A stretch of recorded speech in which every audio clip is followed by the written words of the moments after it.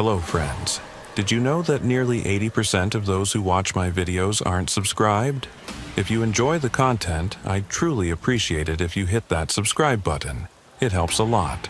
Also, don't forget to leave a like and share your thoughts in the comments. Your interaction not only supports the channel's growth, but also helps these stories reach more people. Thank you all for being here. By the way, where are you watching from? Let me know in the comments.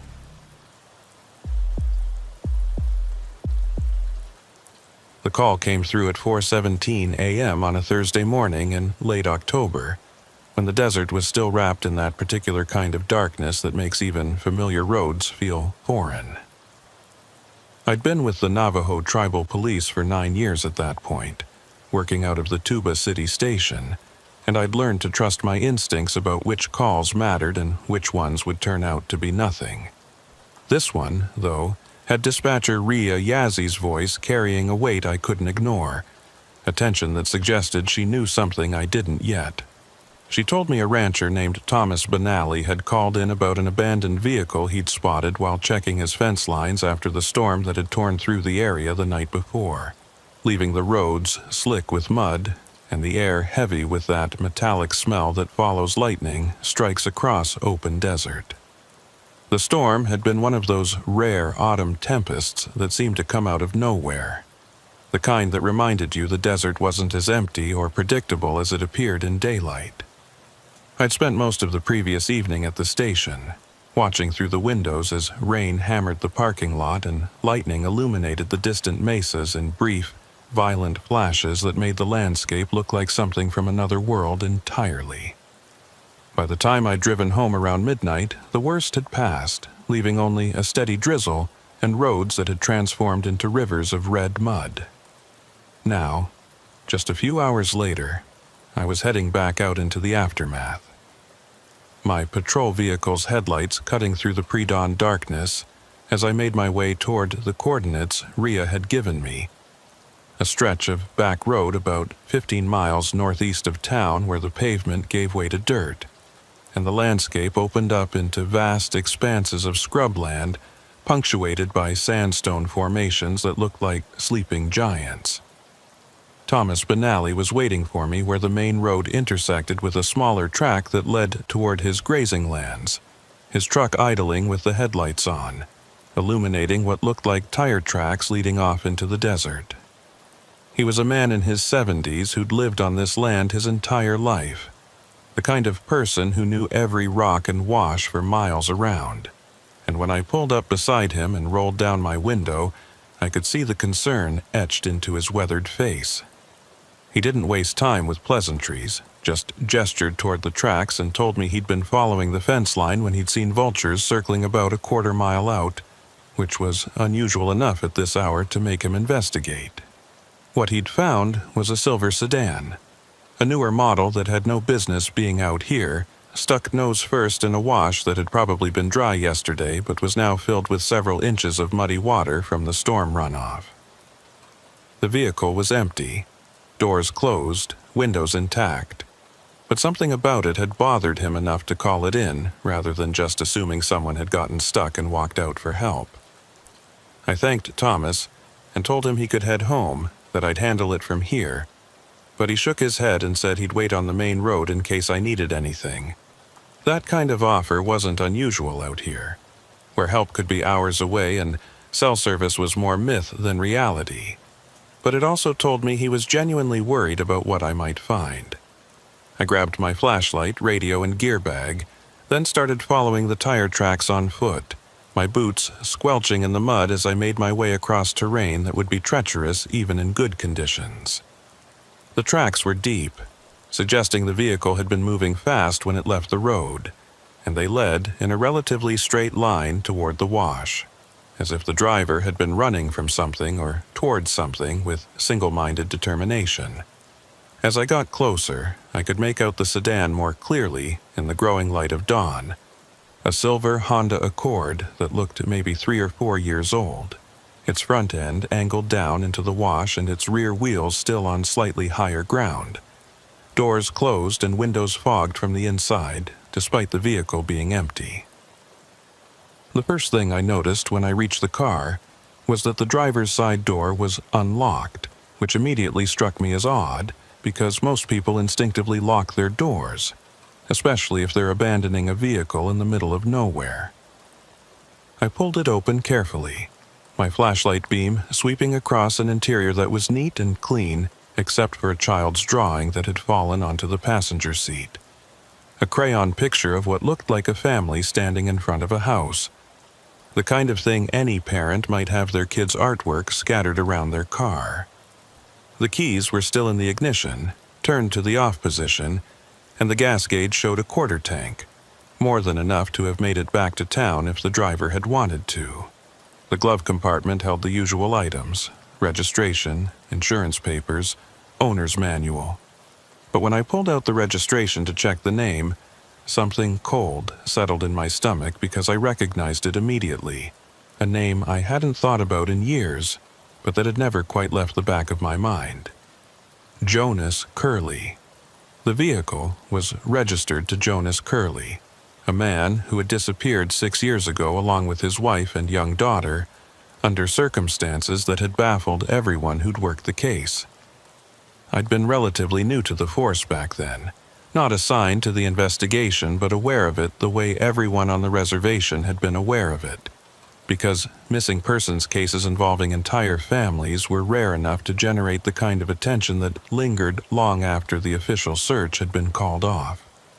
The Curleys had lived in Tuba City, where Jonas worked as a maintenance supervisor at the high school, and his wife Sarah taught second grade at the elementary school. Their daughter Emma had been 4 years old when they'd vanished, and the last confirmed sighting had been at a gas station in Flagstaff where Jonas had filled up the tank and bought snacks for the drive home. They'd never arrived, and despite extensive searches of the route between Flagstaff and Tuba City, no trace of them or their vehicle, a blue Ford Explorer, had ever been found. Standing there in the mud beside this silver Honda registered to a dead man, or at least a missing man who'd been declared legally dead 3 years after his disappearance, I felt the familiar weight of questions that had no easy answers settling onto my shoulders. The registration showed the Honda had been purchased 2 years ago, which meant someone had bought a car using Jonas Curley's identity long after he'd disappeared. Or Jonas Curley had never actually disappeared at all. I keyed my radio and called it in to Rhea, giving her the vehicle information and the name on the registration, hearing her sharp intake of breath when I mentioned Curley because she'd been working dispatch back then too and remembered the case as clearly as I did. She told me she'd pull the original files and run the vehicle identification number through the system to see what came up, and that she was sending backup to my location. Though it would take at least 20 minutes for the nearest unit to arrive given how far out I was from anything resembling civilization. While I waited, I conducted a more thorough search of the vehicle's interior, photographing everything with my phone despite the weak signal, and documenting the scene as carefully as I'd been trained to do. The child's drawing on the passenger seat showed 3 stick figures, 2 tall ones and 1 small one, standing in front of a rectangular house with a triangle roof and a circular sun in the corner, the kind of picture any 4-year-old might draw. But when I turned it over, I found writing on the back in what looked like an adult's handwriting.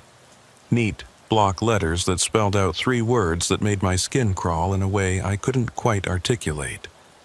"Find us, please." The message was brief and desperate, the kind of thing someone might write if they knew they were running out of time. And the paper itself was worn and faded, as if it had been in the car for years rather than days. The back seat held more surprises, a child's booster seat that looked like it had been recently used, judging by the crumbs and small toys scattered around it, and a manila folder wedged between the seat and the door that contained photocopies of old police reports. I pulled the folder out carefully, my hands leaving mud stains on the manila surface, and flipped it open to find copies of reports from the original Curley disappearance investigation, incident reports, witness statements, search logs, everything you'd expect to find in an active case file, but nothing that should have been in the possession of a civilian. Someone had been studying the case, going over the details with enough interest to make copies of official documents, and that someone had been driving this car registered to Jonas Curley when they'd ended up stuck in this wash. The implications were troubling because it suggested either someone was obsessed with the Curley case to the point of identity theft and document forgery, or something far stranger was happening that I didn't yet have the framework to understand. My radio crackled to life with Ria's voice, tight with tension as she relayed information that only deepened the mystery surrounding this abandoned vehicle and its connection to a 6-year-old cold case. The VIN check had come back with results that contradicted the registration I'd found, showing the Honda had been purchased 3 months ago at a dealership in Phoenix by someone named Marcus Whitehorse, paid for in cash and registered under that name, with no connection to Jonas Curley anywhere in the system. When Ria had called the dealership, they'd confirmed selling the vehicle to a man matching that description, but had no record of any issues or concerns with the transaction, just a standard cash sale with proper documentation. The fact that the car had Jonas Curley's registration in the glove compartment, but was actually owned by someone else, suggested the registration was either fake or had been deliberately placed there.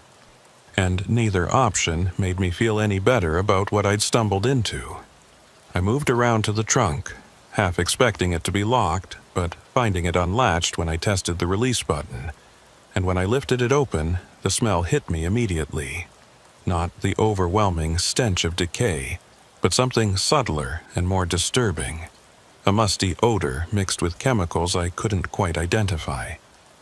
The trunk contained a sleeping bag that looked like it had been used recently, a plastic storage bin filled with canned goods and bottled water, the kind of supplies someone might pack if they were planning to spend time away from civilization, and beneath those items, wrapped in a plastic garbage bag, a set of children's clothing that made my throat tighten because they looked like they'd fit a 4-year-old girl. The clothes were worn and faded, as if they'd been through multiple washings or stored for years, and among them was a small stuffed rabbit with one ear missing and button eyes that seemed to stare up at me from the depths of the trunk with an accusation I couldn't quite name. The sound of an approaching vehicle made me close the trunk and turn towards the main road, where I could see headlights bouncing across the uneven terrain as my backup arrived.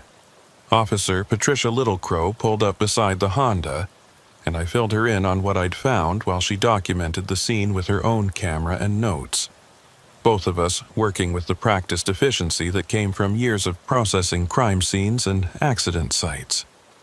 Patricia had been with the department longer than I had, nearly 15 years, and she'd actually worked on the original Curley investigation back when it was still active, spending weeks following up leads that went nowhere and interviewing people who'd seen nothing useful.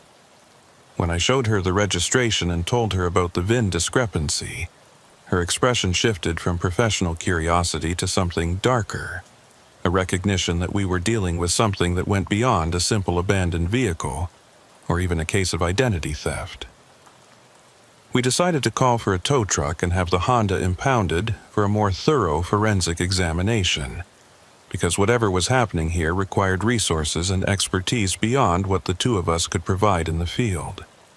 While we waited for the tow truck to make its way out from town, Patricia and I searched the immediate area around the wash, looking for any signs of where the driver might have gone after abandoning the vehicle.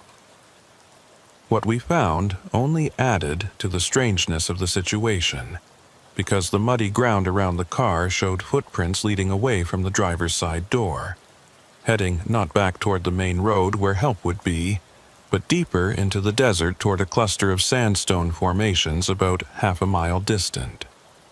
The prints were from boots, probably men's size 10 or 11 based on the impressions they left, and they moved in a straight line with purpose rather than the wandering pattern you'd expect from someone who was lost or disoriented.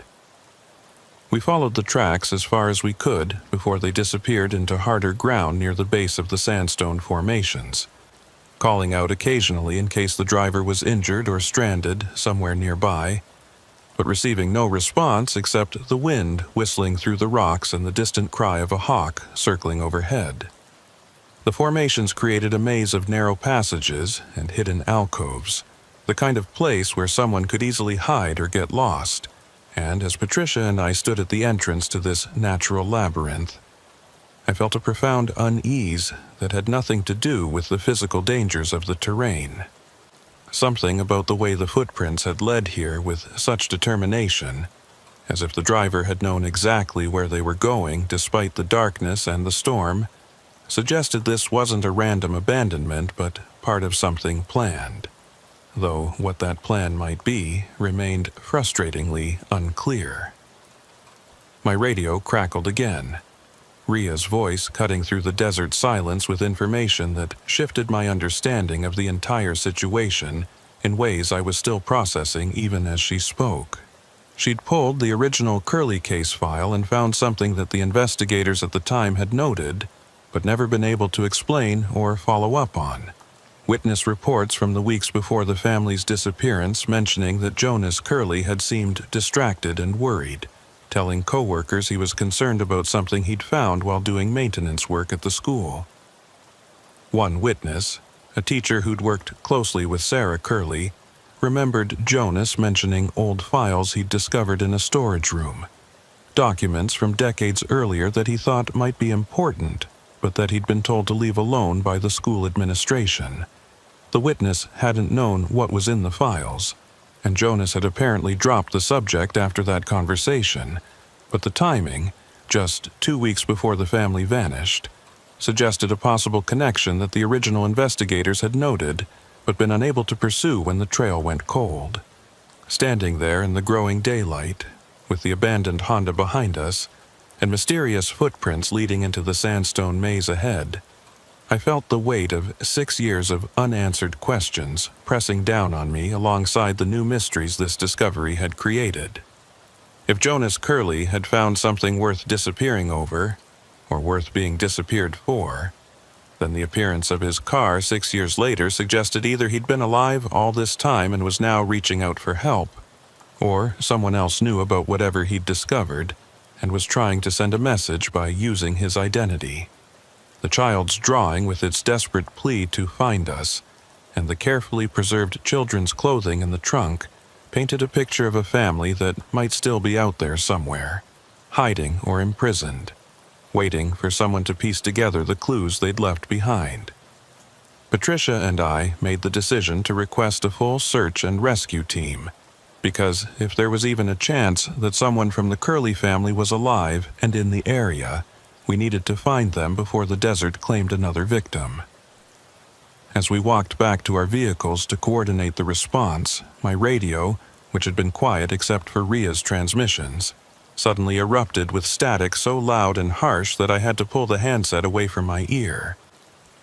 The static lasted maybe 5 seconds, overwhelming and almost painful in its intensity, and then it cut off as abruptly as it had started, leaving behind a silence that felt heavier than before. I checked the radio, thinking maybe I'd accidentally triggered some interference, or that there was equipment malfunction. But everything seemed normal, all the right lights showing, the channel clear and ready for transmission. Then it happened again, that same burst of overwhelming static, except this time buried somewhere in the noise I thought I heard something else. A voice, maybe, or something that could have been a voice if you wanted to believe it was. Patricia heard it too. I could tell by the way she'd stopped walking and turned to look at her own radio with an expression that mirrored what I was feeling. That mix of professional skepticism and instinctive unease that came from encountering something that didn't fit the normal categories of experience.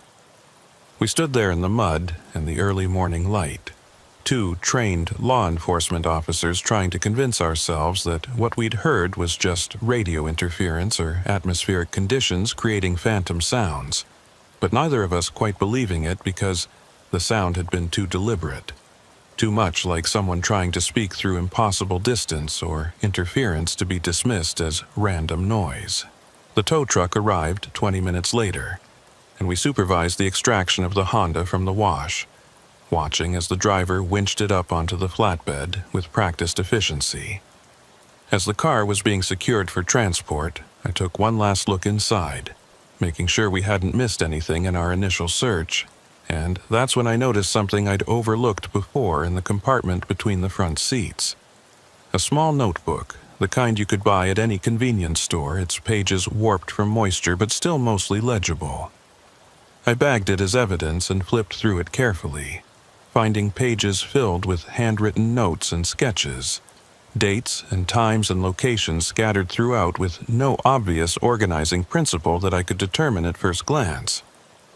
But one entry, dated 3 days ago, caught my attention because it mentioned Tuba City specifically and included coordinates that, when I checked them on my phone, corresponded almost exactly to where we were standing. The note next to the coordinates read simply, "This is where it has to end. They'll find the car and maybe they'll understand. Tell Emma I'm sorry I couldn't protect her better. Tell Sarah I tried to keep my promise. If you're reading this, Officer Begay, you need to look at the files. The real ones, not the copies they gave you. The answer is in what they didn't want Jonas to find."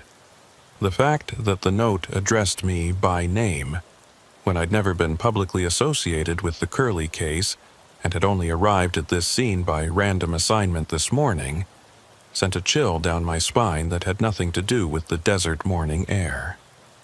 I showed the notebook to Patricia, watching her face as she read the entry that mentioned my name, seeing her own confusion and concern mirrored in her expression. We'd both been trained to look for rational explanations, to assume that coincidences were just coincidences and that patterns emerged from chaos without requiring sinister explanations, but this felt different in ways that challenged those comfortable assumptions. Someone had known I would be the one to find this car, or at least had hoped I would be. And they'd left a message specifically for me that referenced files I didn't know existed, and made promises about truth and understanding that felt more like threats than reassurances. The search and rescue team would arrive within the hour, bringing dogs and equipment to comb through the sandstone formations. But I had a growing suspicion that whatever we were searching for wouldn't be found by conventional methods, because nothing about this case had been conventional from the moment I'd seen Jonas Curley's name on that registration. As the tow truck pulled away with the Honda secured to its flatbed, heading back toward town and the impound lot where forensic specialists would spend days going over every inch of the vehicle looking for answers, I stayed at the scene with Patricia, waiting for the search team and trying to make sense of the evidence we'd collected. The sun had fully risen now, burning away the last of the morning coolness and painting the desert in shades of red and gold that would have been beautiful under different circumstances. But all I could think about was that child's drawing with its desperate plea, those small clothes in the trunk, that notebook entry that knew my name and promised answers if only I looked in the right places. Somewhere in this vast landscape of rock and sand and silence, there were secrets buried deep enough that they'd cost a family their lives or their freedom, and I'd just been handed the key to finding them, whether I wanted it or not. My radio crackled one more time, just a brief burst of static that could have been atmospheric interference or equipment malfunction, or a dozen other rational explanations. But in that moment, standing in the desert with the morning sun at my back and mystery spreading out before me like the shadows cast by the sandstone formations, I could have sworn I heard my name whispered through the static, clear and distinct and impossible to explain away. Lennox. Just that, my first name spoken in a voice I didn't recognize, but that carried a weight of urgency and desperation that made my hand tighten on the radio handset. Patricia looked at me, asking if I'd heard it too, and when I nodded she made the sign of the cross, a gesture I hadn't seen her make in all the years I'd known her, and whispered something in Navajo that I didn't quite catch, but that sounded like a prayer or a ward against evil. The search team arrived in a convoy of vehicles, bringing dogs and thermal imaging equipment and all the resources we'd requested for what was now being treated as a potential rescue operation with possible criminal elements.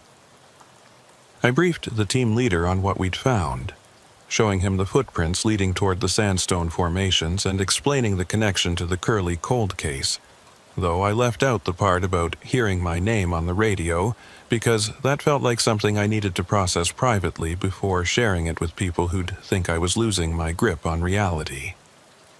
The dogs were released to follow the trail, baying eagerly as they picked up the scent and headed toward the rocks with their handlers following close behind. And Patricia and I joined the search despite having been up since before dawn, because whatever answers were waiting in those formations felt like they were meant for us to find. The dogs led us into the sandstone formations with a confidence that should have been reassuring, but instead only heightened my sense that we were walking into something we didn't fully understand. The handlers, both experienced search and rescue specialists from the Coconino County Sheriff's Department, who'd worked dozens of cases across the region, kept their animals on long leads as we navigated the narrow passages between towering walls of red rock that seemed to absorb sound and light in ways that made normal conversation feel like shouting. Officer Patricia Littlecrow stayed close to me, her hand resting on her sidearm in a way that suggested she felt the same unease I did, that sense of being watched or followed that had nothing to do with any visible threat but everything to do with the weight of 6 years of unanswered questions pressing down on us from all directions. The formations created a maze of corridors and dead ends, some passages so narrow we had to turn sideways to squeeze through, while others opened into bowl-shaped amphitheaters large enough to hold 50 people, their walls streaked with desert varnish and ancient petroglyphs that predated European contact by centuries. One of the handlers, a man named Robert Nez, who'd grown up on the reservation and knew these lands as well as anyone, pointed out markings on the rocks that he said weren't traditional Navajo but might have been left by earlier peoples, ancestral Puebloans or even older cultures whose names had been lost to time. The fact that this area held layers of human history stretching back thousands of years made our search feel simultaneously more urgent and more futile, because if someone wanted to hide here, they could disappear into crevices and alcoves that hadn't been explored in generations, becoming just another mystery in a landscape full of them. About half a mile into the formations, the dogs suddenly became agitated, pulling hard on their leads and barking with an intensity that made their handlers exchange concerned glances. We'd reached what looked like a box canyon, a circular depression surrounded by high walls with only one way in or out, and the dogs were focused on something at the far end where a rockfall had created a jumble of boulders that looked recent, probably dislodged by the storm the previous night. Robert called his dog back and approached the rockfall carefully, testing each boulder before putting his weight on it, while the rest of us spread out to search the perimeter of the canyon for any signs of recent human presence. What I found made me call the others over immediately because pressed into a patch of mud near the canyon wall were boot prints that matched the ones we'd followed from the Honda, along with what looked like drag marks suggesting someone had been pulling or carrying something heavy. Patricia photographed the prints while I examined the rockfall more closely, noticing that some of the boulders showed scrape marks that looked too deliberate to be natural, as if they'd been moved or positioned intentionally. Behind the largest boulder, partially hidden in shadow, I found an opening, not quite a cave but a narrow fissure in the rock face that extended back into darkness beyond where my flashlight could reach. The air coming from the opening carried that same musty chemical smell I'd noticed in the Honda's trunk, along with something else that made my stomach turn. The faint but unmistakable odor of human waste and unwashed bodies. The smell of people who'd been confined in a small space without proper sanitation for an extended period. I called for backup to secure the area and requested additional lighting equipment, because whatever was in that fissure, we needed to approach it with caution and proper documentation. While we waited for the equipment to arrive, I had one of the search team members stay at the entrance to the canyon, while the rest of us maintained a perimeter around the rockfall. Standard procedure for what had now become a potential crime scene rather than just a search and rescue operation. My radio was clipped to my shoulder, volume turned up high enough that I'd hear any transmission clearly, and in the relative quiet of the canyon with only the wind and occasional bird call for background noise, I found myself listening more intently than usual, half expecting another burst of static or whispered name that would confirm I hadn't imagined what I'd heard earlier. Patricia caught me staring at the radio and asked quietly if I was okay, if maybe I needed to take a break and let someone else handle the entry into the fissure when the equipment arrived. But I shook my head because whatever was waiting in that darkness felt like it was connected to me in ways I couldn't explain and didn't want to examine too closely. The lighting equipment arrived 40 minutes later, carried in by fresh officers who'd hiked out from the main road with portable generators and high-intensity lamps that we set up facing the fissure entrance. In the harsh artificial light, the opening looked less ominous and more mundane, just a crack in the rock that had probably been there for thousands of years, widened by erosion and freeze-thaw cycles until it was large enough for a person to squeeze through. But the smell that wafted out when we moved the boulders aside was anything but mundane. A concentrated version of what I'd detected earlier, mixed with something sweet and rotten that made me pull my shirt up over my nose and mouth. Robert Nez, who'd seen and smelled plenty of death in his years doing search and rescue, made a face that suggested he recognized the odor, and when Patricia asked him what he thought, he just said we needed to be prepared for what we might find inside. I volunteered to go in first, partly because it was my investigation, and partly because that notebook entry had addressed me by name, making this feel personal in ways that went beyond professional duty. Patricia insisted on coming with me, and after a brief discussion about the wisdom of sending 2 officers into an unknown space versus having backup remain outside, we compromised by having Robert accompany us, while the other search team members maintained positions at the entrance with weapons drawn and radios ready. We squeezed through the fissure one at a time, our flashlights cutting through darkness that seemed to swallow the beams before they could illuminate anything useful, and for the first 20 feet or so the passage was so narrow that my shoulders brushed both walls and I had to focus on controlling my breathing to keep the claustrophobia at bay. Then the passage opened into a chamber, not huge, but large enough that all 3 of us could stand upright with room to move around, and what we found there would haunt my dreams for years to come. The chamber had been converted into a living space, or perhaps more accurately, a survival space, with sleeping bags laid out on the floor, plastic storage containers stacked against one wall holding supplies, and a makeshift latrine area in the far corner that explained the smell. But it was the walls that captured my attention, because every available surface had been covered with writing and drawings, some in pen or marker, and others scratched directly into the soft sandstone. A desperate chronicle of time spent in captivity or hiding that stretched across weeks or months or possibly even years.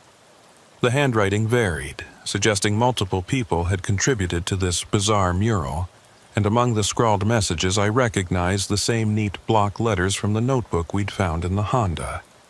Patricia was photographing everything systematically, her camera flash creating brief moments of harsh illumination that made the chamber feel even more oppressive, while Robert examined the supplies and sleeping bags to determine how recently they'd been used. I focused on the writing, trying to parse meaning from what appeared at first glance to be a random collection of dates, names, and cryptic messages that referenced events and people I didn't recognize. But patterns began to emerge as I studied the walls more carefully, particularly a section near the entrance where someone had created a timeline stretching from 6 years ago to just 3 days prior, marking significant events with dates and brief descriptions that told a story of fear and desperation and survival against impossible odds. The timeline began with an entry dated to the day the Curley family had disappeared, marked simply with Day 1 they found us, followed by coordinates that I recognized as being near the Arizona-Utah border, about 80 miles north of where we were currently standing. Subsequent entries tracked what appeared to be a journey, sometimes covering only a few miles per day and other times making longer jumps, always moving but never staying in one place long enough to establish any kind of permanent settlement. The entries for the first year were frequent, almost daily, but they became less regular after that, sometimes going weeks between updates as if whoever was maintaining the timeline had either given up the effort or been prevented from continuing it. But the final entry, dated 3 days ago, was written in that same neat handwriting from the notebook. Lennox Begay will understand. He has to understand. We left everything he needs to find the truth. Robert called us over to where he'd been examining the supplies, his voice tight with a tension that suggested he'd found something significant.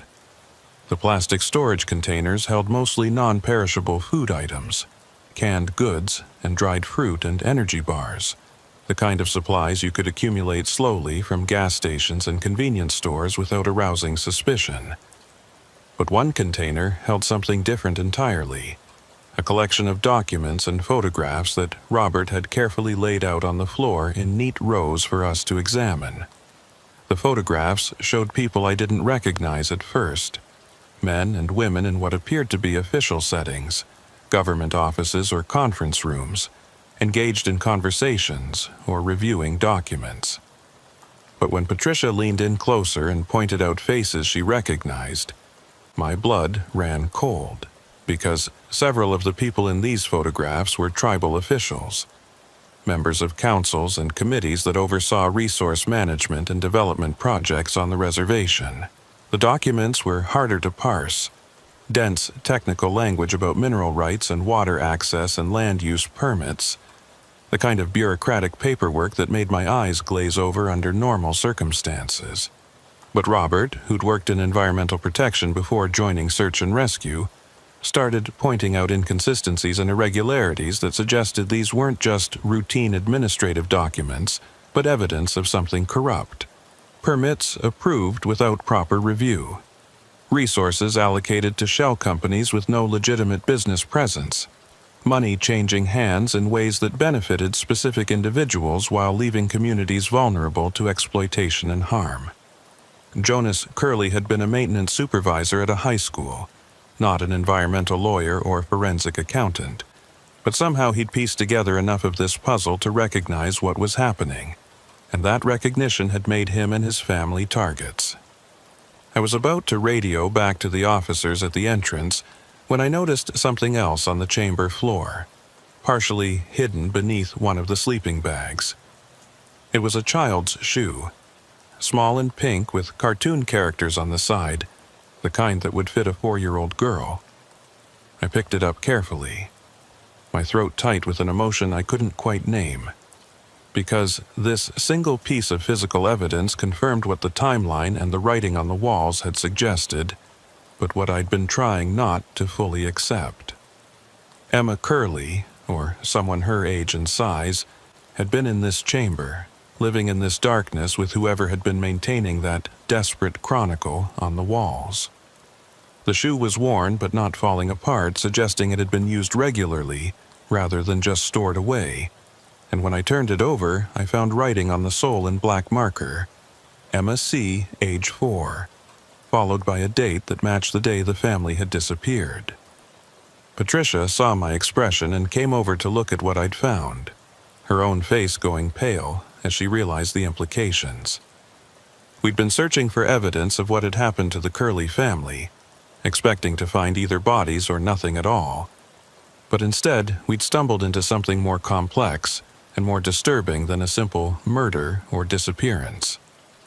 The family had been alive, at least for some period after they'd vanished, living in hiding and moving from place to place while documenting evidence of corruption that they'd hoped someone would eventually find and understand. But the fact that the chamber was currently empty, with no signs of anyone having been here in the last few days based on Robert's assessment of the supplies and sleeping bags, raised the question of where they were now and whether they were still alive to answer the questions their evidence had created. My radio crackled, and I tensed reflexively, expecting static or whispered words, but it was just one of the officers at the entrance asking for a status update. I gave him a brief summary of what we'd found, requesting that he contact the FBI field office in Flagstaff because this had escalated beyond the scope of what tribal police could handle alone, touching on federal corruption and possibly crossing state lines multiple times over the course of years. As I was finishing the transmission, I noticed something carved into the wall above where the timeline ended. Letters scratched deep into the sandstone with enough force to leave grooves I could fit my fingertip into. The files are in the school. Storage room 3B. They tried to burn them, but Jonas saved them. Tell Sarah I love her. Tell Emma Daddy is sorry. The message felt like a suicide note or a last testament. The kind of thing someone would write if they believed they wouldn't survive to deliver the information personally, and the reference to Jonas in the third person suggested it had been written by someone else, possibly Sarah Curley trying to preserve her husband's discovery even as their situation became increasingly desperate. But the message also provided concrete direction, a specific location where we might find the original files that Jonas had discovered and that had set this entire tragedy in motion. I made a note of the storage room number and radioed back to the station, asking Rhea Yazzie to contact the high school administration and arrange for us to access their storage facilities as soon as we finished processing this scene. We spent another hour documenting everything in the chamber, photographing every inch of the walls and cataloging every item among the supplies, building a comprehensive record of what had clearly been a long-term survival situation that had only recently been abandoned. The sleeping bags were rated for cold weather, suggesting whoever had been using them had planned for or experienced winter conditions in this chamber, and the food supplies included items that would require cooking, with a small camping stove tucked in one corner, along with fuel canisters that were mostly empty. It painted a picture of determined survival, people who'd adapted to circumstances that would have broken most individuals, finding ways to stay alive and hidden, while maintaining their mission to expose the corruption they'd uncovered.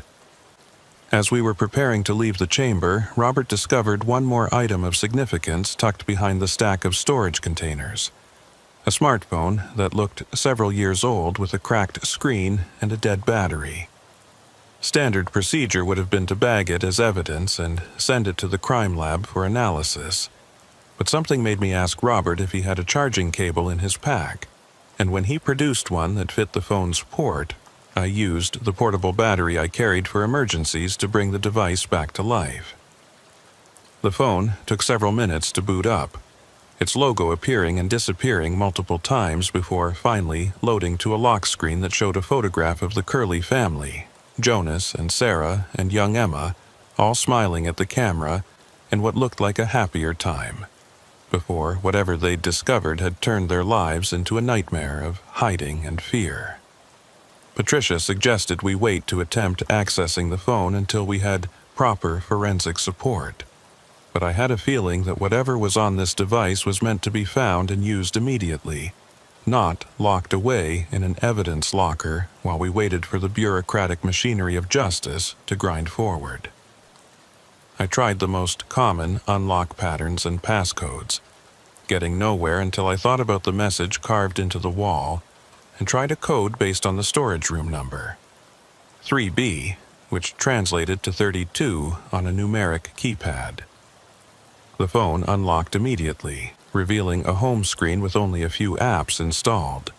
No games or social media or any of the usual distractions. Just basic communication tools and a notes app that showed 47 entries when I opened it. The entries were dated, like the timeline on the wall but with much more detail. A day-by-day account of the Curley family's life on the run that began with their initial discovery of the corruption Jonas had uncovered, and traced their desperate attempts to find someone they could trust with the information. The early entries spoke of going to local authorities only to find that some of the people they'd approached were themselves involved in the schemes Jonas had documented, and of realizing they were being followed and watched, their phones tapped and their movements tracked by people with resources that far exceeded what they'd expected. The decision to run had come after someone broke into their home while they were away, not stealing anything but leaving a clear message by rearranging Emma's toys into a pattern that could only have been deliberate, a warning that even their daughter wasn't safe if they continued asking questions. I scrolled through the entries, watching the family's situation deteriorate from month to month and year to year, as they exhausted their savings and lost contact with friends and family who thought they'd simply abandoned their lives for unknown reasons. There were entries about Emma's birthdays celebrated in hiding, about Sarah's struggles to continue her daughter's education without access to schools or proper materials, about Jonas's deteriorating health from stress and inadequate medical care as they moved from temporary shelter to temporary shelter. But there were also entries about small victories, documents successfully hidden or copied, evidence gathered and stashed in multiple locations against the possibility that one cache might be discovered and destroyed, a network of information scattered across the reservation that Jonas hoped would eventually form a complete picture of the corruption he'd uncovered. The most recent entry was dated 2 days ago, and its tone was different from the others. More resigned and final, as if whoever had written it, presumably Sarah based on the content, knew that their time was running out and wanted to make sure the information survived even if they didn't. "We can't keep doing this," the entry began, its words cutting through my professional detachment and hitting something deeper.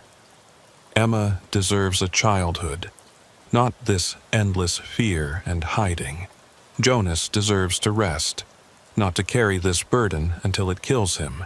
I deserve to stop looking over my shoulder, wondering if today is the day they finally catch us. So we've decided to end it, one way or another. We're going to make sure the evidence gets found, even if we can't be there to explain it ourselves. Officer Begay seems like a good man, based on what we've been able to learn. He wasn't involved in the original investigation, which means he's probably not compromised.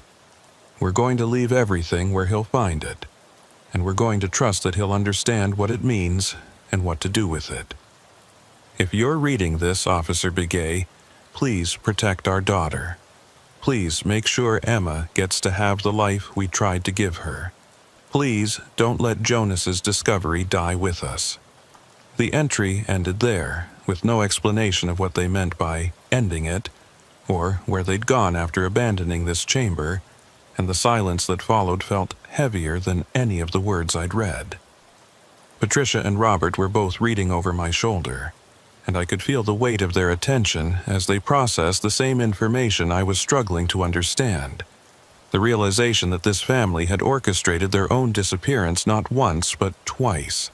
First, to escape the people who wanted them silenced, and now to ensure their evidence would be found even at the cost of their own safety or lives.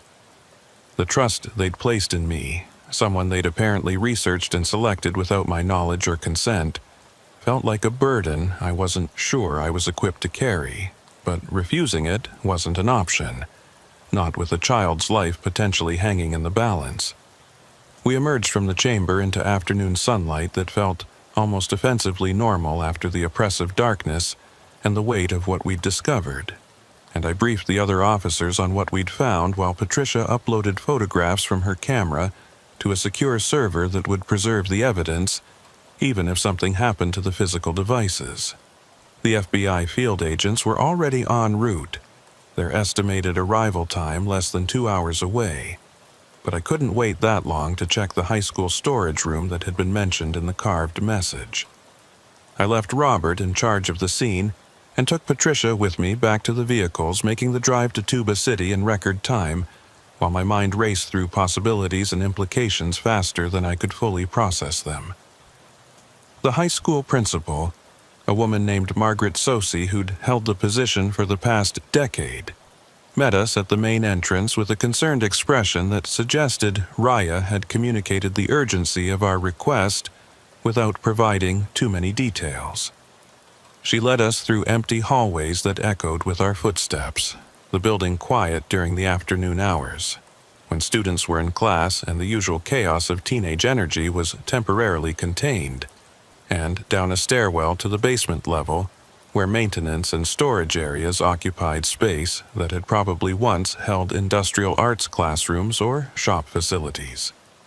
Storage room 3B was at the end of a long corridor, secured with a heavy padlock that Margaret opened with a key from the massive ring she carried, and when she swung the door open, the smell of dust and old paper and chemical fire suppressant rolled out in a wave that made me cough.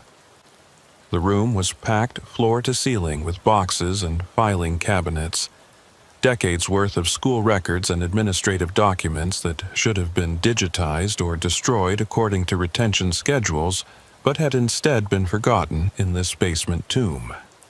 Margaret explained that this had been Jonas Curley's domain, the storage areas he'd maintained and organized as part of his facility's management responsibilities, and that after his disappearance, no one had really taken over that particular duty, leaving these rooms to continue accumulating material without any real system or oversight.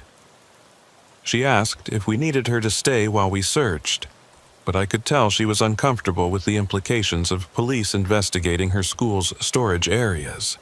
So I thanked her and said we'd lock up when we were finished, sending her back to her regular duties while Patricia and I began the daunting task of searching through years of accumulated bureaucratic debris.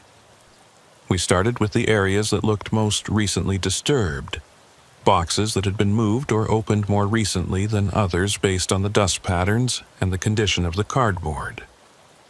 Patricia found the first significant item, a filing cabinet tucked in a back corner that had been partially hidden behind a stack of old textbooks, its drawers labeled with years that corresponded to a period about 15 years ago, when the reservation had seen a surge of development projects and resource extraction agreements. The drawers were locked, but the mechanism was old enough that I was able to force it open with a screwdriver from my equipment bag, revealing files that looked like they'd been preserved deliberately, each folder sealed in plastic and labeled with careful notation about its contents and significance. The files documented what Jonas Curley had apparently discovered, a systematic scheme involving tribal officials, outside corporations, and complicit government employees who'd worked together to approve resource extraction projects that violated environmental regulations and tribal sovereignty agreements. The scheme had been sophisticated, using shell companies and falsified impact studies to make it appear that proper procedures had been followed, when in reality the projects had been rushed through without genuine oversight or community input. The financial benefits had flowed primarily to a small group of individuals who'd divided millions of dollars in bribes and kickbacks, while the communities affected by the mining and drilling operations had seen minimal benefit and substantial harm to their land and water resources. What made the scheme particularly egregious was the time frame over which it had operated, stretching back more than 2 decades and involving hundreds of individual transactions and agreements that had collectively transferred enormous wealth from the reservation to private interests. Jonas had somehow pieced together this pattern from maintenance records and misfiled documents, spending what must have been months or years connecting dots that no one else had noticed because they were looking at individual projects rather than the systemic corruption underlying them. The files included names, dates, amounts, and documented connections between people who publicly had no relationship, but who privately were coordinating to exploit legal loopholes and jurisdictional ambiguities for personal profit. Patricia was photographing pages as fast as she could, while I continued pulling files from the cabinet, each drawer revealing another layer of corruption and another set of names that included people I recognized, some who were still in positions of authority and others who'd retired or moved on to other opportunities. The scope was staggering, involving not just tribal officials but federal employees from the Bureau of Indian Affairs, state regulators who should have been providing oversight, and corporate executives from companies whose names were familiar from gas stations and utility bills. This wasn't just local corruption that could be addressed through tribal judicial systems, This was a federal case that would require resources and jurisdiction well beyond what our small department could provide. I was pulling files from the bottom drawer when my radio crackled again, that now familiar burst of static that made my hand freeze on the papers I was holding. This time, the static lasted longer, maybe 10 or 15 seconds, and in the confines of the storage room with no windows and only a single overhead light. The sound felt oppressive and wrong in ways I couldn't articulate. Patricia heard it too, her camera lowering as she turned to look at her own radio with an expression that mixed skepticism and unease, the look of someone trying to maintain rational explanations in the face of phenomena that resisted easy categorization.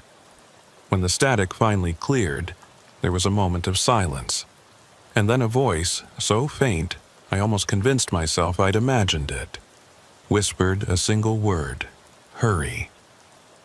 The urgency in that whispered command broke through whatever professional detachment I'd been maintaining, and I started pulling files faster, no longer carefully documenting each item, but just grabbing everything that looked significant and piling it on the floor for Patricia to photograph. We worked in silence, broken only by camera shutters and rustling paper, both of us driven by a sense that time was running out for reasons we didn't fully understand but couldn't ignore. The files painted a picture of corruption so pervasive and long-standing that it had become normalized. Part of the background noise of reservation politics that people accepted because they'd never seen evidence concrete enough to challenge it. But Jonas Curley had found that evidence, and it had cost him everything, except apparently his determination to make sure the truth survived. We'd been working for maybe 40 minutes when my phone rang, the normal ringtone jarring after the tension of the silent work and mysterious radio transmissions. It was one of the FBI agents who'd arrived at the sandstone formations, calling to inform me that they'd completed their initial survey of the chamber and wanted my assessment of the evidence we'd found there. I gave him a brief summary while Patricia continued photographing files, explaining about the timeline on the walls and the phone we'd unlocked, and the message that had directed us to this storage room. The agent listened without interrupting, then told me something that made my blood run cold. They'd brought in a forensic team with luminol and other detection equipment, and they'd found blood in the chamber. Not a large amount, but enough to suggest someone had been injured, the pattern suggesting it was relatively recent, within the last few days. The blood discovery changed the calculus of our investigation, transforming it from a cold case resurrection into an active search for people who might be injured and running out of time. I told the agent about the files we'd found and suggested he coordinate with tribal prosecutors to begin building a case. But my primary concern now was locating the Curley family before whatever had caused that blood in the chamber led to a worse outcome. Patricia and I packed up the most critical files, leaving the rest secured in the storage room for later retrieval, and headed back to the station to coordinate with the expanding team of federal agents and tribal officers who were converging on what had become the biggest case in reservation history. As we drove through Tuba City with boxes of evidence in the back seat, my radio silent for once without static or whispers, I thought about that message Sarah Curley had left in her phone, her plea to protect Emma and make sure the child had the life her parents had tried to give her. Somewhere in this vast landscape of desert and rock and hidden spaces, a family was running out of options and time, trusting that I would understand what they'd left behind and act on it fast enough to matter. The files we'd recovered would destroy careers and lead to prosecutions that would take years to complete, but that justice would be hollow if we couldn't find the people who'd sacrificed everything to make it possible. The FBI established a command center at our station within hours of my call, transforming the small conference room into a nerve center of laptops and whiteboards, and agents speaking in the clipped, efficient tones of people accustomed to handling cases that crossed jurisdictional boundaries and touched on federal crimes. Special Agent in Charge Marcus Silversmith, who'd driven up from the Flagstaff field office, took one look at the files Patricia and I had recovered from the high school storage room and immediately called in additional resources, forensic accountants and corruption specialists who could parse the complex financial transactions that Jonas Curley had documented with such meticulous care. Agent Silversmith was Navajo himself, born on the reservation, though he'd left for college and never really come back except for cases like this, and I could see the personal anger in his eyes as he reviewed evidence of tribal officials selling out their own people for bribes that probably seemed substantial in the moment, but were nothing compared to the wealth extracted by the corporations they'd enabled. I spent the first 2 hours giving statements and briefings to various teams, walking them through the timeline of discovery from the abandoned Honda to the chamber in the sandstone formations to the storage room files, while Patricia coordinated with tribal officers to establish search perimeters and checkpoints at major roads leading off the reservation. The blood found in the chamber had been sent for analysis, but preliminary field testing suggested it was human and relatively fresh, within 48 to 72 hours, based on the oxidation patterns and other factors the forensic technician had explained in more detail than I really needed. What mattered was that someone from the Curley family, or possibly someone else connected to the case, had been injured recently enough that they might still be within reach if we moved fast and deployed resources intelligently. The challenge was that the reservation covered more than 27,000 square miles of some of the most rugged and remote terrain in North America, with countless places where a family could hide or where bodies could be concealed for decades without discovery. Agent Silversmith approved the use of helicopters for aerial reconnaissance, focusing on areas within a reasonable distance from the sandstone formations where we'd found the chamber, operating on the assumption that whoever had been living there wouldn't have traveled far before abandoning it. But I had a different theory based on the pattern of evidence we'd uncovered, the deliberate placement of the Honda where it would be found, the specific mention of my name in multiple locations, the careful documentation of corruption spanning 2 decades. This wasn't random or desperate flight. This was orchestrated revelation, a family that had spent 6 years planning how to expose the truth while protecting themselves, and they wouldn't have abandoned their plan at the final stage without good reason. My radio crackled as I was studying maps in the command center, trying to identify locations that fit the profile of places the Curley family might have chosen for their final stand or their final hiding place. The static was brief this time, barely a second, but it was followed by something new. Not a whisper or a single word, but what sounded like 2 voices speaking over each other, too garbled and overlapped for me to distinguish individual words, but unmistakably human and unmistakably urgent. Patricia, who was standing nearby coordinating with search teams, heard it too and came over immediately, asking if I'd been able to make out what the voices were saying, but I had to shake my head because the transmission had been too corrupted to parse any meaning from beyond the raw emotion of fear and desperation. Agent Silversmith noticed our distracted attention to the radios and asked what was going on, so I explained about the static and the whispered transmissions that had been occurring throughout the investigation, expecting him to dismiss it as equipment malfunction or atmospheric interference.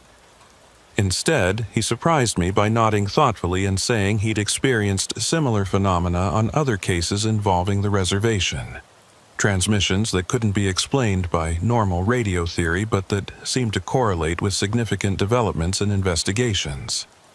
He didn't offer any explanation for what might cause such transmissions, just acknowledged that they happened and suggested we treat them as potential intelligence regardless of their source, which struck me as a remarkably open-minded position for a federal agent who presumably dealt in evidence and facts rather than unexplained phenomena. The breakthrough came not from the radio transmissions or the aerial searches, but from a phone call to the tip line that Rhea Yazzie had been monitoring while coordinating dispatch operations and managing the increased communication traffic generated by the expanded investigation. A gas station attendant in Cameron, a small community about 40 miles south of Tuba City, had called to report that a woman matching Sarah Curley's description had come in 2 days ago to buy first aid supplies, antiseptic and bandages and pain medication, paying cash and seeming nervous and hurried. The attendant, whose name was Douglas Benally, hadn't thought much of it at the time because people got injured doing ranch work or hiking all the time. But after seeing news coverage of the investigation, he'd started to wonder if the woman might have been connected to the case. I took Patricia and drove to Cameron immediately, leaving the FBI to continue processing the storage room files and coordinating the broader search operation, because this felt like a lead that required personal follow-up rather than impersonal coordination through layers of bureaucracy. The drive took less than an hour on roads that cut through landscape that shifted from high desert scrubland to the beginnings of the Painted Desert, bands of colored stone stretching toward horizons that seemed impossibly distant under the vast dome of sky. Douglas Benally was in his early 20s, working the afternoon shift at a gas station that served primarily as a pit stop for tourists heading to or from the Grand Canyon, and when we arrived, he was eager to help, pulling up security footage on a computer behind the counter that showed grainy black and white images of customers coming and going over the past week. The footage from 2 days ago showed a woman who could have been Sarah Curley, the right height and build based on the photographs we'd been circulating, though the camera angle and image quality made positive identification impossible. She'd spent about 10 minutes in the store, methodically selecting items from the first aid aisle in the food section, moving with the careful deliberation of someone operating under stress but trying to appear normal. What caught my attention was a moment near the end of her visit when she'd paused at the coffee counter, staring at something outside the frame of the camera, her body language shifting from controlled tension to visible fear. She'd abandoned the coffee she'd been pouring and hurried to the register, paying quickly and leaving without waiting for her change. I asked Douglas if he remembered what she might have been looking at, what had caused that sudden shift in behavior, and he thought for a moment before nodding and saying there'd been a truck parked outside. Dark blue or black. Older model with windows tinted dark enough that you couldn't see who was inside. He'd noticed it because the driver hadn't come in to buy anything, just sat there for the entire time the woman had been in the store, and had pulled out right after she'd left, following her vehicle south toward Flagstaff.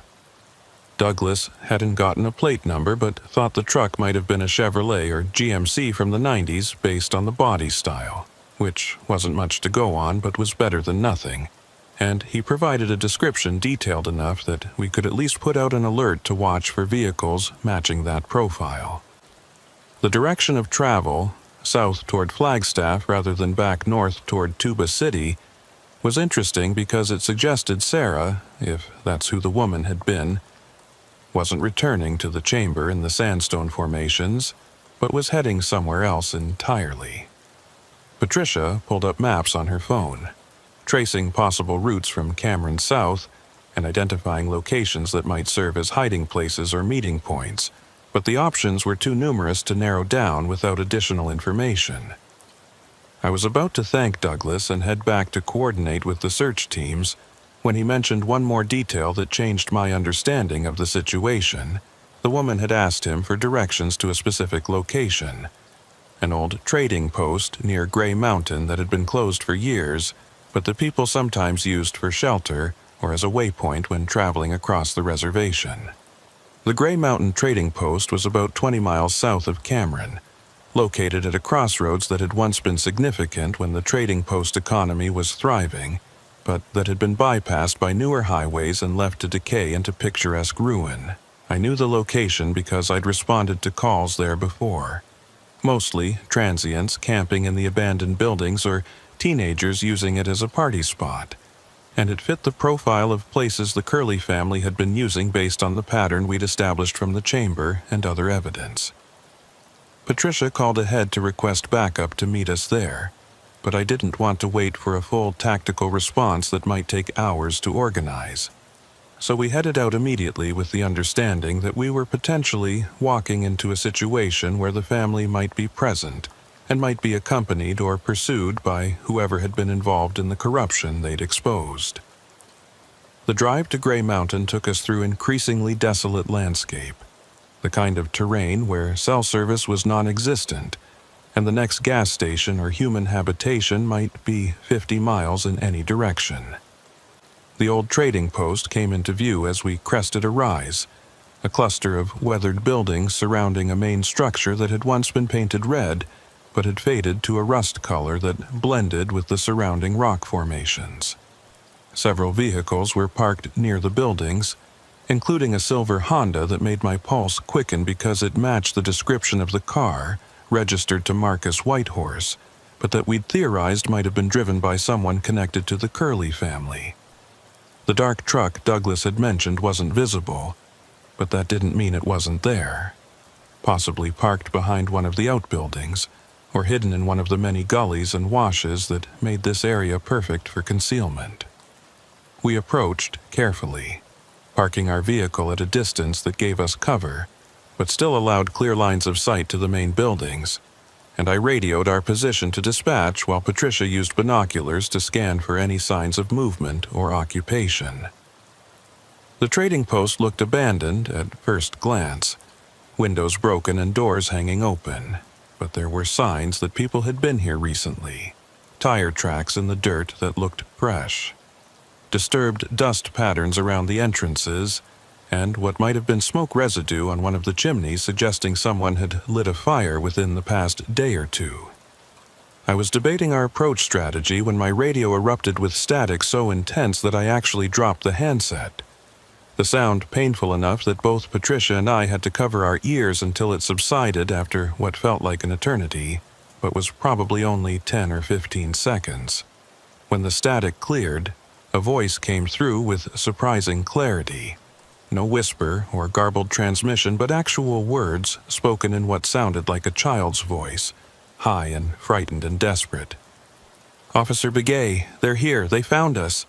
Daddy says hide the evidence even if they find us. Please hurry. Please." The transmission cut off as abruptly as it had begun, leaving Patricia and me staring at each other in shock, because that had been undeniably Emma Curley's voice. Or at least a child's voice that knew my name and knew about evidence and was calling for help from a location that had to be the trading post, because that's where we were and where the transmission had seemed to originate. The rational part of my mind tried to construct explanations. Maybe someone in the trading post had accessed our radio frequency and was transmitting deliberately. Maybe this was an elaborate setup or trap. But the emotional impact of hearing a terrified child calling my name overrode those rational considerations. We moved toward the trading post with weapons drawn, using the cover of abandoned vehicles and outbuildings to approach the main structure without exposing ourselves to potential fire from windows or other vantage points. The silence was oppressive. No birds or insects or even wind, just the sound of our boots on hard-packed dirt and our own breathing harsh in our ears. Patricia took the rear entrance while I approached the front, counting down on hand signals before we both breached simultaneously, entering a large room that had once been the main retail space of the trading post but now held only debris and evidence of transient occupation. Sleeping bags and trash and graffiti covering walls that still showed faded advertisements for products that hadn't been manufactured in decades. The room was empty of people, but there was clear evidence that someone had been here very recently. A camping stove still warm to the touch. Food wrappers and water bottles that looked like they'd been discarded within the hour. And most significantly, blood on the floor in a pattern that suggested someone had been sitting or lying in that spot for an extended period. Patricia called out that the back rooms were also empty, and we were beginning a more systematic search of the building when we heard vehicles approaching from the direction we'd come. Multiple engines moving fast enough to kick up dust clouds visible through the broken windows. For a moment, I thought backup had arrived earlier than expected, but the vehicles weren't marked patrol units. They were civilian trucks and SUVs, 3 of them forming a loose semicircle around the trading post and blocking our escape route back to where we'd left our vehicle. Men emerged from the trucks, 6 of them that I could count, all wearing casual clothing that could have belonged to ranchers or construction workers. Nothing obviously threatening, except for the way they moved with coordinated purpose and the fact that several were carrying rifles or shotguns held in that casual, ready position that suggested familiarity and willingness to use them. One man, older than the others with gray hair and a weathered face that I recognized from the photographs in Jonas Curley's files, stepped forward and called out in a voice that carried clearly across the distance. "Officer Begay, we need to talk. You've been looking for something that doesn't concern you. Put down your weapons and come out, and maybe we can resolve this without anyone getting hurt." I recognized the man as Randall Tsosi, a name that had appeared multiple times in the corruption files as a facilitator and middleman who'd coordinated between tribal officials and the corporations seeking resource extraction rights. He'd been on the tribal council for 2 terms before retiring 5 years ago, and based on the documentation Jonas had compiled, he'd personally profited by at least $2 million from bribes and kickbacks over a 15-year period. The fact that he was here personally, rather than sending hired muscle or working through intermediaries, suggested either he was desperate enough to take direct action, or he was confident enough in his position that he didn't fear consequences, and neither option made me feel better about our current situation. Patricia and I had taken cover behind a fallen beam that provided some protection from the entrance, and I keyed my radio to call for immediate backup, speaking as quietly as I could while still being heard by dispatch. Rhea Yazzi's voice came back immediately, confirming that she'd received my call and that units were being dispatched, but also warning me that response time would be at least 30 minutes given our remote location. 30 minutes was an eternity in a standoff situation, plenty of time for everything to go wrong in every possible way, and I had to make a decision about whether to try to hold out until backup arrived, or to attempt some kind of negotiation that might buy us time, or might just give Tsosi and his associates the opportunity to neutralize us before witnesses arrived. I called back to Tsosi, asking what he wanted to talk about, and his response was both straightforward and chilling. The files that Jonas Curley stole from the storage room. The evidence he thought he could use to destroy good people who were just trying to bring prosperity to the reservation. We want those files, and we want your assurance that this investigation ends today. In return, everyone walks away. You go back to Tuba City, we go back to our lives, and the Curley family, or what's left of them, gets left alone to live somewhere far from here where they can't cause any more problems. The implication was clear. They knew where the Curley family was, possibly had them in custody or under surveillance, and were offering their safety as leverage to get us to back down from the investigation. The problem with Tsosi's offer, beyond the obvious issue that I wasn't about to compromise a federal investigation involving systematic corruption and possible kidnapping, was that the files were already in FBI custody and had been copied and distributed to multiple secure locations specifically to prevent the kind of suppression he was proposing. Even if I wanted to accept his deal, which I didn't, there was no practical way to put the evidence back in its box and pretend it hadn't been found. I tried to explain this to Tsosi, speaking loudly enough that my voice would carry across the open space between us, but he just shook his head and said, "Then we have a problem, Officer Begay, because those files are going to destroy people I care about, people who've given their lives to serving this community, and I can't let that happen. So either you figure out a way to make them disappear, or we're going to have to make you disappear instead." The situation was deteriorating rapidly, and I was running through tactical options in my head when my radio crackled again. Not with static this time, but with a transmission that cut through all the other frequencies and played simultaneously on what sounded like every radio within range, including apparently the radios that Tsosi's men were carrying based on the way several of them grabbed at their equipment. The transmission was clear and strong, Jonas Curley's voice unmistakable even though I'd never heard him speak in life, only seen photographs and read his documentation. "Randall, this ends today. I've recorded everything, every meeting, every payment, every threat you've made to keep people quiet. It's all uploaded to cloud servers with instructions to release everything if anything happens to my family or to the officers investigating this case. You want to kill me? Fine. But you can't kill the truth anymore. It's out there now, beyond your reach. Sosie's face went pale, and he barked orders to his men who spread out and began searching the area, looking for wherever Jonas might be transmitting from, but I had a strong suspicion that the transmission wasn't coming from any physical location nearby. The voice had that same quality as the earlier whispered words and static bursts, as if it was coming from somewhere that didn't quite align with normal space or normal radio frequencies, and whether that meant Jonas was using sophisticated equipment to mask his location or something stranger was happening, I couldn't begin to guess.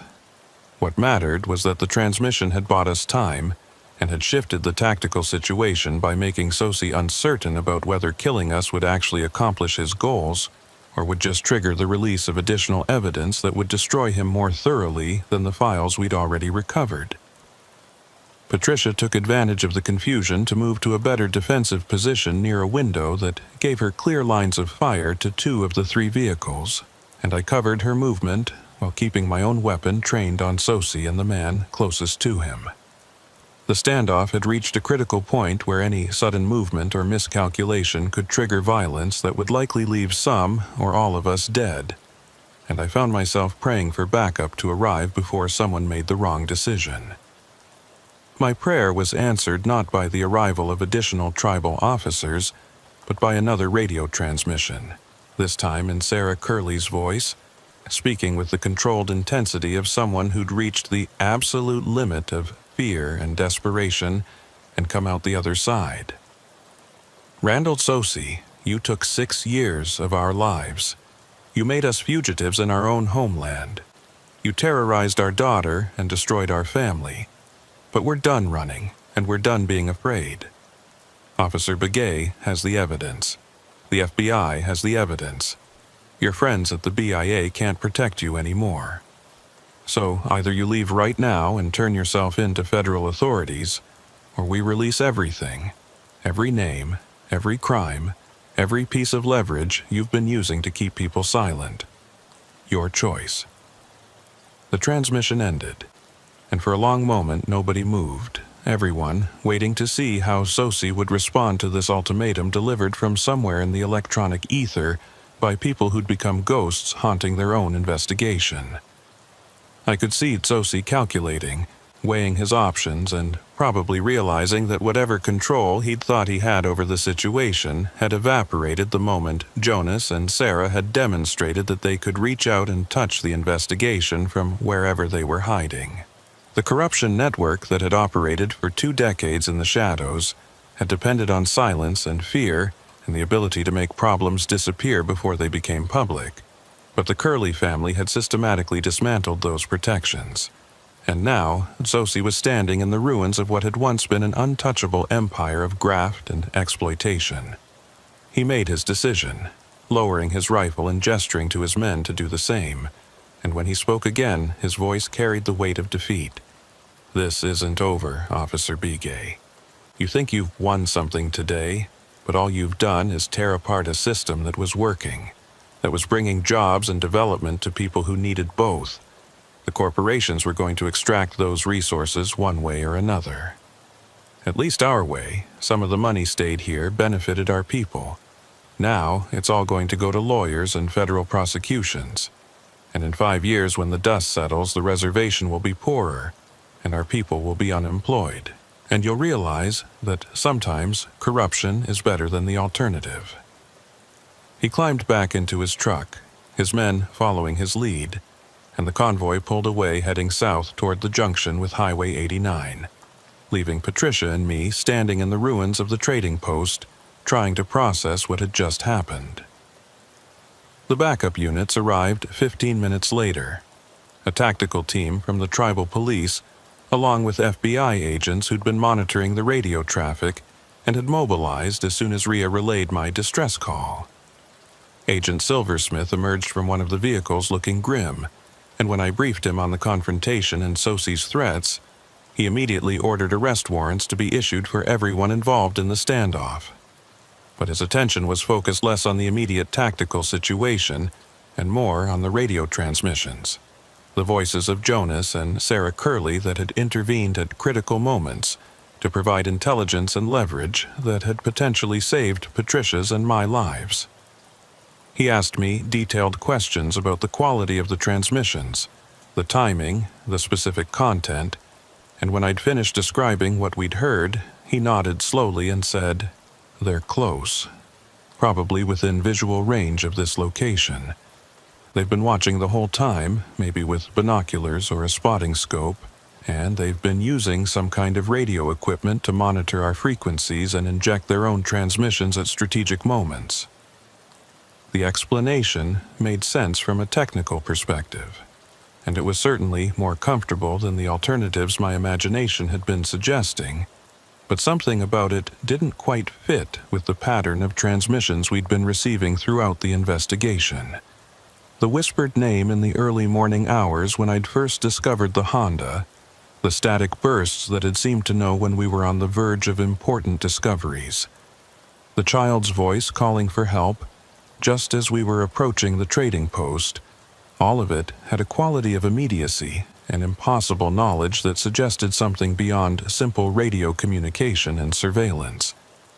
But I kept these thoughts to myself, because expressing doubts about the rational explanation would only make me sound like I was losing my grip on reality, and I needed to maintain credibility if I was going to see this investigation through to its conclusion. The forensic team that had accompanied the tactical unit began processing the trading post, collecting blood samples and fingerprints and documenting the evidence of recent occupation that Patricia and I had observed. The blood matched samples from the chamber and the sandstone formations based on preliminary field analysis, confirming that the Curley family or someone closely connected to them had been using this location recently and had been injured, though whether that injury was serious enough to require immediate medical attention remained unclear. What was clear was that we were following a trail that had been deliberately laid out for us, breadcrumbs of evidence and radio transmissions guiding us from location to location, revealing the scope of corruption while keeping the family itself always just beyond our reach. I was helping catalog items found in the trading post when my radio crackled one more time. This transmission different from all the others because it came through normal channels without static or distortion, just a standard call from Ria Yazzie back at dispatch. Her voice was tight with controlled excitement as she relayed information that shifted the investigation yet again. "Lennox, we just received a call from a lawyer in Flagstaff representing Jonas and Sarah Curley. They're alive, they're safe, and they're ready to give testimony, but only if we can guarantee their protection and Emma's safety. The lawyer is en route with them now, estimated arrival at the station in 90 minutes. And Lennox, there's more. The lawyer says they have additional evidence, recordings, and documents they've been holding in reserve. Things they didn't hide in the chamber or the storage room because they were too sensitive to risk being found before the timing was right. They're ready to release it all, but they want assurances from federal prosecutors first."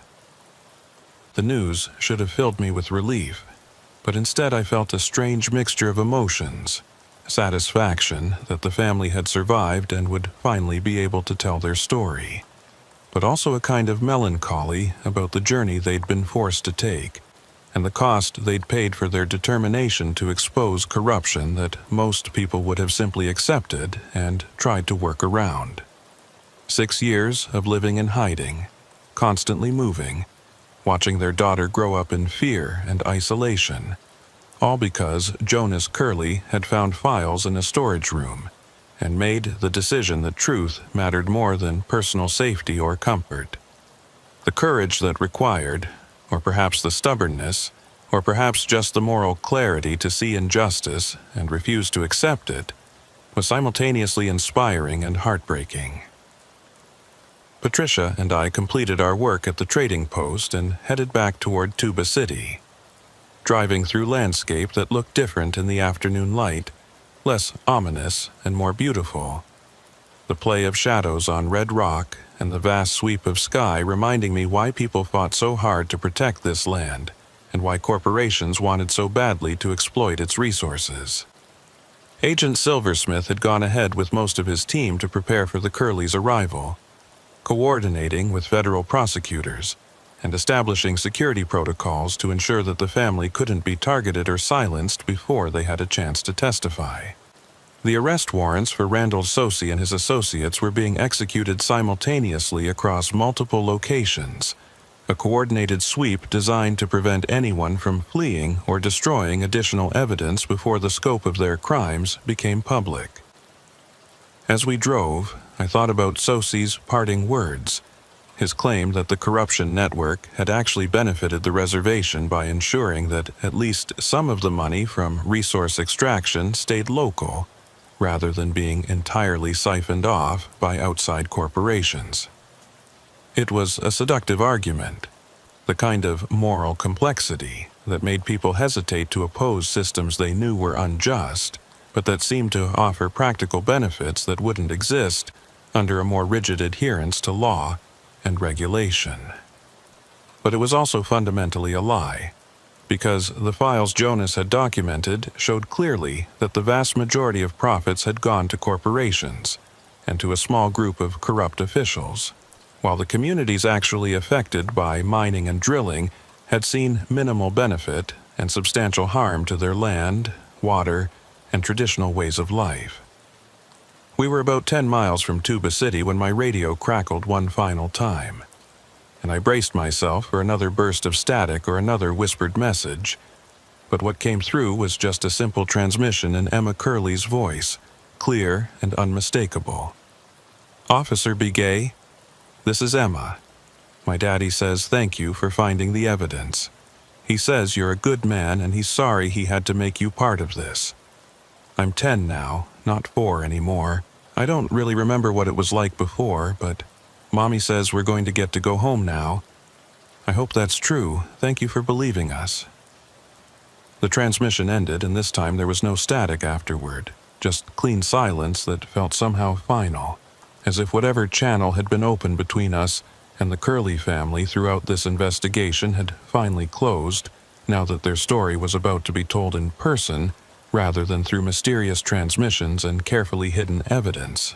Patricia looked at me, and I saw my own emotional response reflected in her expression. That combination of professional satisfaction and personal connection that made certain cases stay with you long after the paperwork was filed and the prosecutions completed. We'd been chosen by this family, selected somehow through means I still didn't fully understand, to be the instruments of revelation and justice, and that trust carried responsibility that would extend beyond this investigation into whatever came next. The Curleys would need protection not just during the trial but afterward, because people like Randall Sosi didn't forget or forgive, and the corruption network we'd exposed had roots deep enough that cutting off its visible branches wouldn't necessarily kill the entire organism. The station was controlled chaos when we arrived, federal agents and tribal officers coordinating logistics, while media relations staff prepared statements about arrests and ongoing investigations that couldn't include too much detail without compromising prosecutions, but needed to include enough to satisfy public interest in what was already being called the biggest corruption case in reservation history.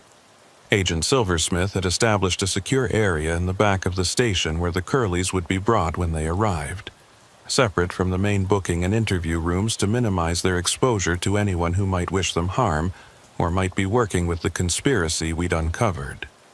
I was escorted to that secure area along with Patricia, both of us designated as primary tribal police liaisons to the family, based on our role in discovering and following the evidence trail they'd left.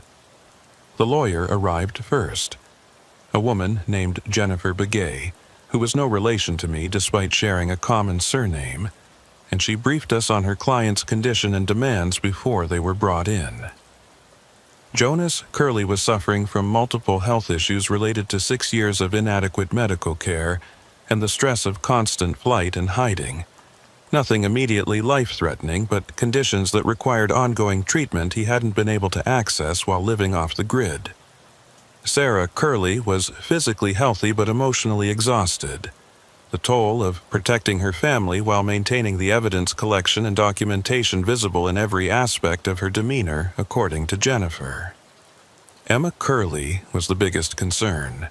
A child who'd spent more than half her life in hiding, who'd missed school and social development and all the normal experiences of childhood, and who would need extensive counseling and support to recover from trauma that couldn't be undone no matter how successfully the prosecution proceeded.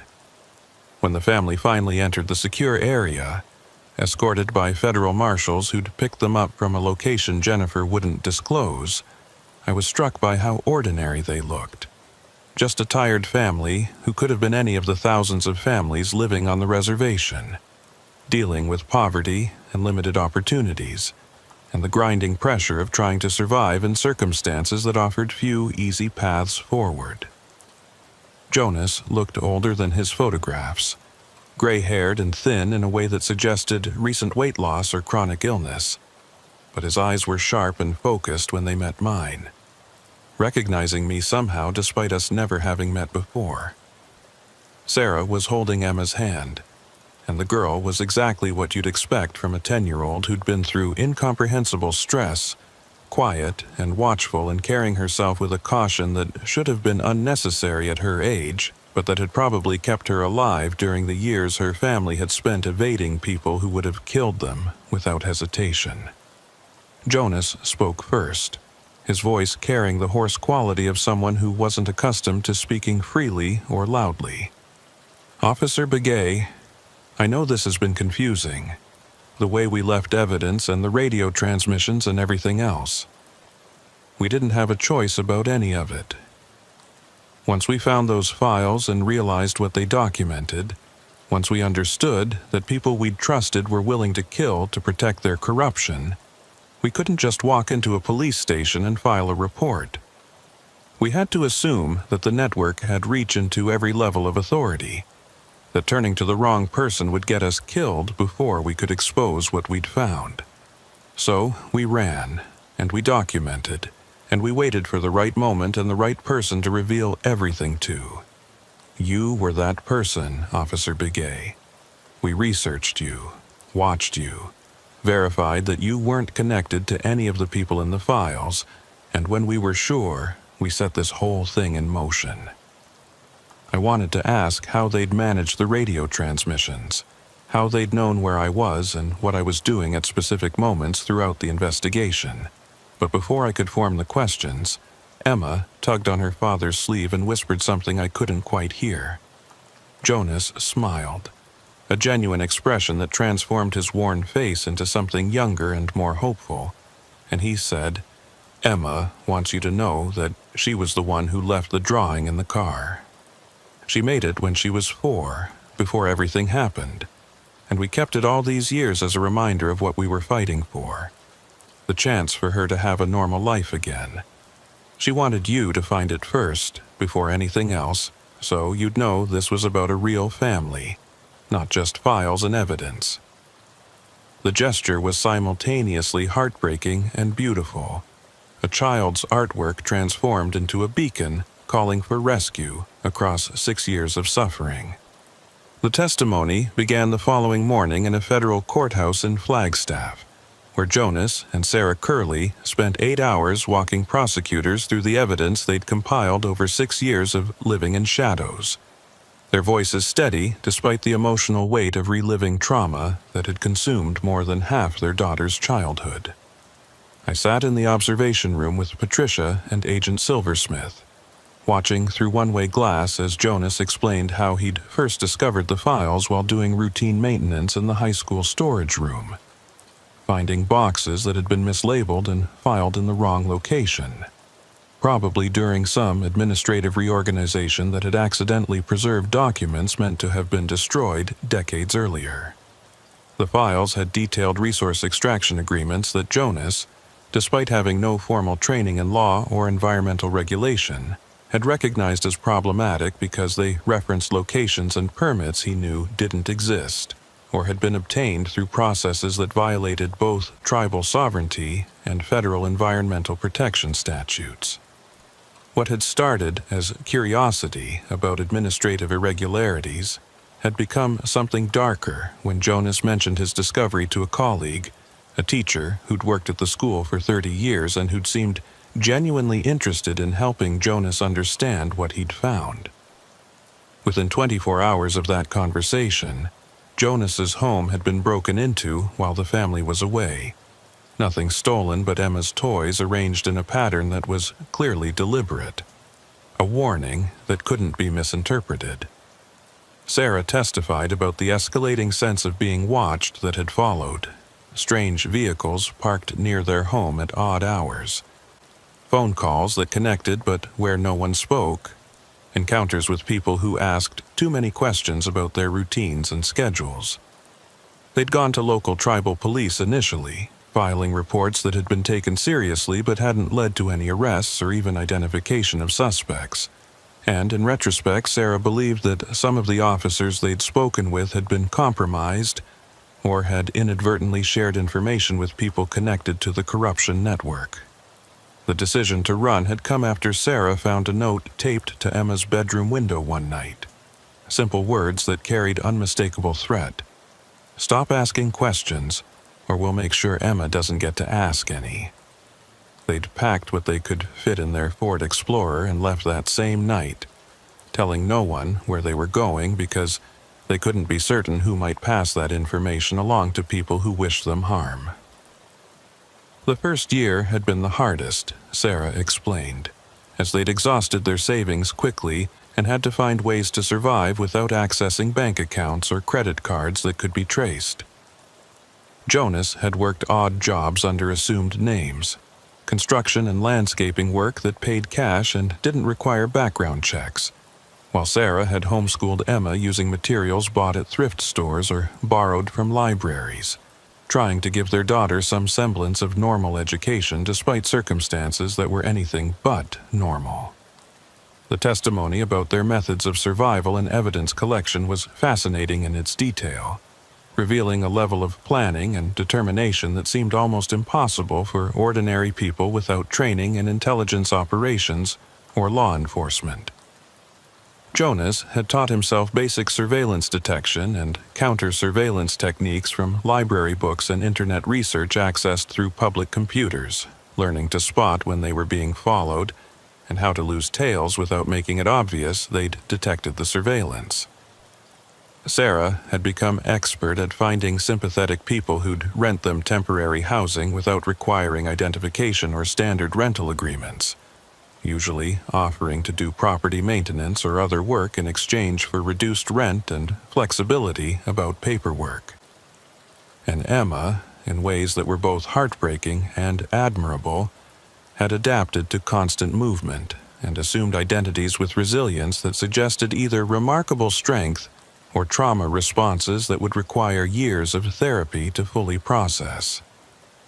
The evidence collection had been systematic despite their chaotic lifestyle, with Jonas making periodic trips back to the reservation to document new developments in the corruption schemes he'd originally uncovered, and to gather additional files and photographs that filled in gaps in the pattern he'd identified. He'd used disposable cameras bought at convenience stores and had developed the film at different locations to avoid creating patterns that might be noticed, building physical files that he'd hidden in multiple locations across the reservation, against the possibility that one cache might be discovered or destroyed.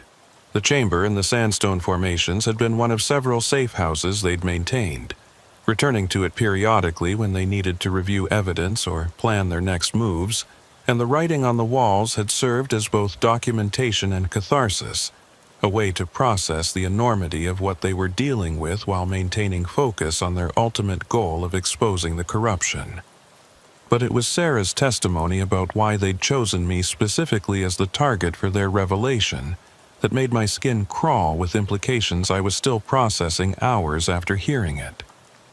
She explained that they'd spent more than a year researching tribal police officers, looking for someone who met specific criteria they'd developed, relatively new to the force, so less likely to have been corrupted or compromised. No family connections to anyone named in the files Jonas had discovered. A reputation for honesty and thoroughness based on public records and conversations Sarah had carefully conducted with people who'd interacted with various officers. My name had emerged from that research as their best option, and they'd spent months studying my patterns and routines, learning where I lived and worked, what cases I'd handled and how I'd approached them, building a profile that convinced them I was trustworthy and capable of understanding what they needed to reveal. The disturbing part, the detail that Sarah delivered with apologetic hesitation, was that they'd been watching me for more than 6 months before they'd finally executed their plan to draw me into the investigation. The abandoned Honda hadn't been discovered by accident or random chance, but had been placed specifically where morning patrol routes would lead me to find it, timed to occur after a storm that would provide plausible explanation for why someone might have gotten stuck in that location. The evidence left in the vehicle, the registration in Jonas's name and the child's drawing and the files, had all been carefully curated to create a trail I would follow. Each piece designed to lead to the next discovery in a sequence that would build understanding while protecting the family until they were ready to emerge from hiding. Even the radio transmissions, which I'd experienced as mysterious and possibly supernatural, had been the result of sophisticated equipment Jonas had acquired and learned to use, allowing him to monitor police frequencies and inject transmissions at strategic moments to guide the investigation. Agent Silversmith asked the question I was thinking. How did you know Officer Begay would be the one to respond to the vehicle? How could you be certain he'd follow the evidence trail exactly as you'd planned? Sarah's answer was both logical and unsettling, explaining that they'd actually prepared multiple versions of the evidence trail for different officers, each customized to that officer's specific patterns and psychology based on their research. The version I'd encountered had been designed for me, but if Patricia Littlecrow or one of the other officers they'd profiled had been the first responder, they would have found a different sequence of clues calibrated to their particular strengths and tendencies. The level of preparation and manipulation involved was staggering, suggesting either obsessive dedication or deteriorating mental state, and I found myself wondering whether the Curley family's 6 years on the run had damaged them in ways that wouldn't become fully apparent until long after this investigation concluded. Jonas's testimony about the corruption itself was comprehensive and damning, walking prosecutors through specific transactions and agreements that had enriched tribal officials and outside corporations while leaving communities vulnerable to environmental damage and resource depletion.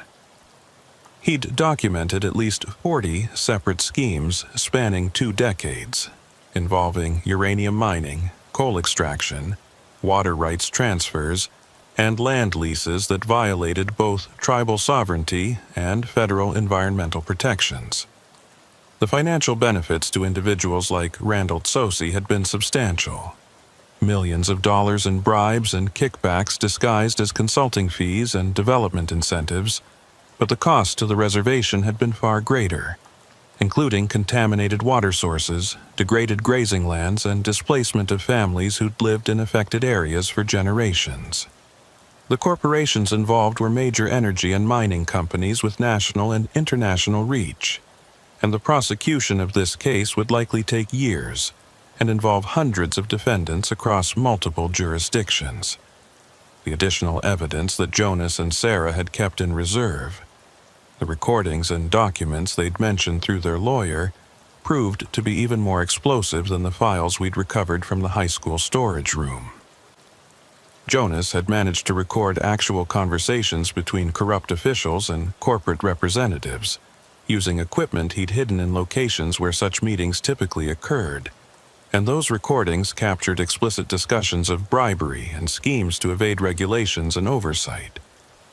Some of the recordings included voices of federal officials from the Bureau of Indian Affairs, who were supposed to be protecting tribal interests but who'd instead been facilitating the exploitation and their involvement elevated the case to a level that would attract national attention and possibly trigger congressional investigations into systematic failures of federal trust responsibilities.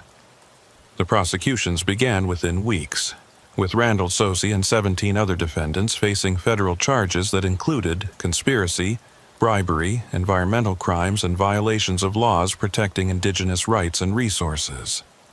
The trials would take years to complete, but the evidence Jonas and Sarah had compiled was so comprehensive that most defendants eventually accepted plea agreements rather than face juries that would hear their own voices on recordings discussing schemes to defraud and exploit their own communities. The corruption network that had operated for 2 decades in shadows and silence was being dismantled piece by piece, and while the process was slow and frustrating, there was genuine satisfaction in watching justice move forward with methodical inevitability. But it was the personal aftermath, the impact on the Curley family and on my own understanding of what had happened during the investigation, that haunted me in the months following their testimony. The family was placed in witness protection initially, moved to a location outside Arizona where they could begin rebuilding lives that had been shattered by Jonas's decision to expose corruption rather than ignore it. Emma was enrolled in counseling and eventually in a school where she could interact with peers and experience something approaching normal childhood, though her therapists warned that she would likely carry trauma from her 6 years in hiding throughout her life. Sarah found work teaching again, using her real name for the first time in years, while Jonas struggled with health issues that had worsened during their time on the run, chronic conditions that should have been treated years earlier but that he'd ignored in favor of maintaining their survival and their mission. I stayed in contact with the family through their lawyer, receiving occasional updates about their progress and their adjustment to life without constant fear, and those updates were simultaneously encouraging and heartbreaking. Emma was thriving in some ways, making friends and catching up academically, but she also had nightmares and trust issues that manifested in difficulty forming attachments to anyone outside her immediate family. Sarah was grateful for the opportunity to teach again, but found herself constantly looking over her shoulder, unable to fully accept that the threat had passed and that they were finally safe.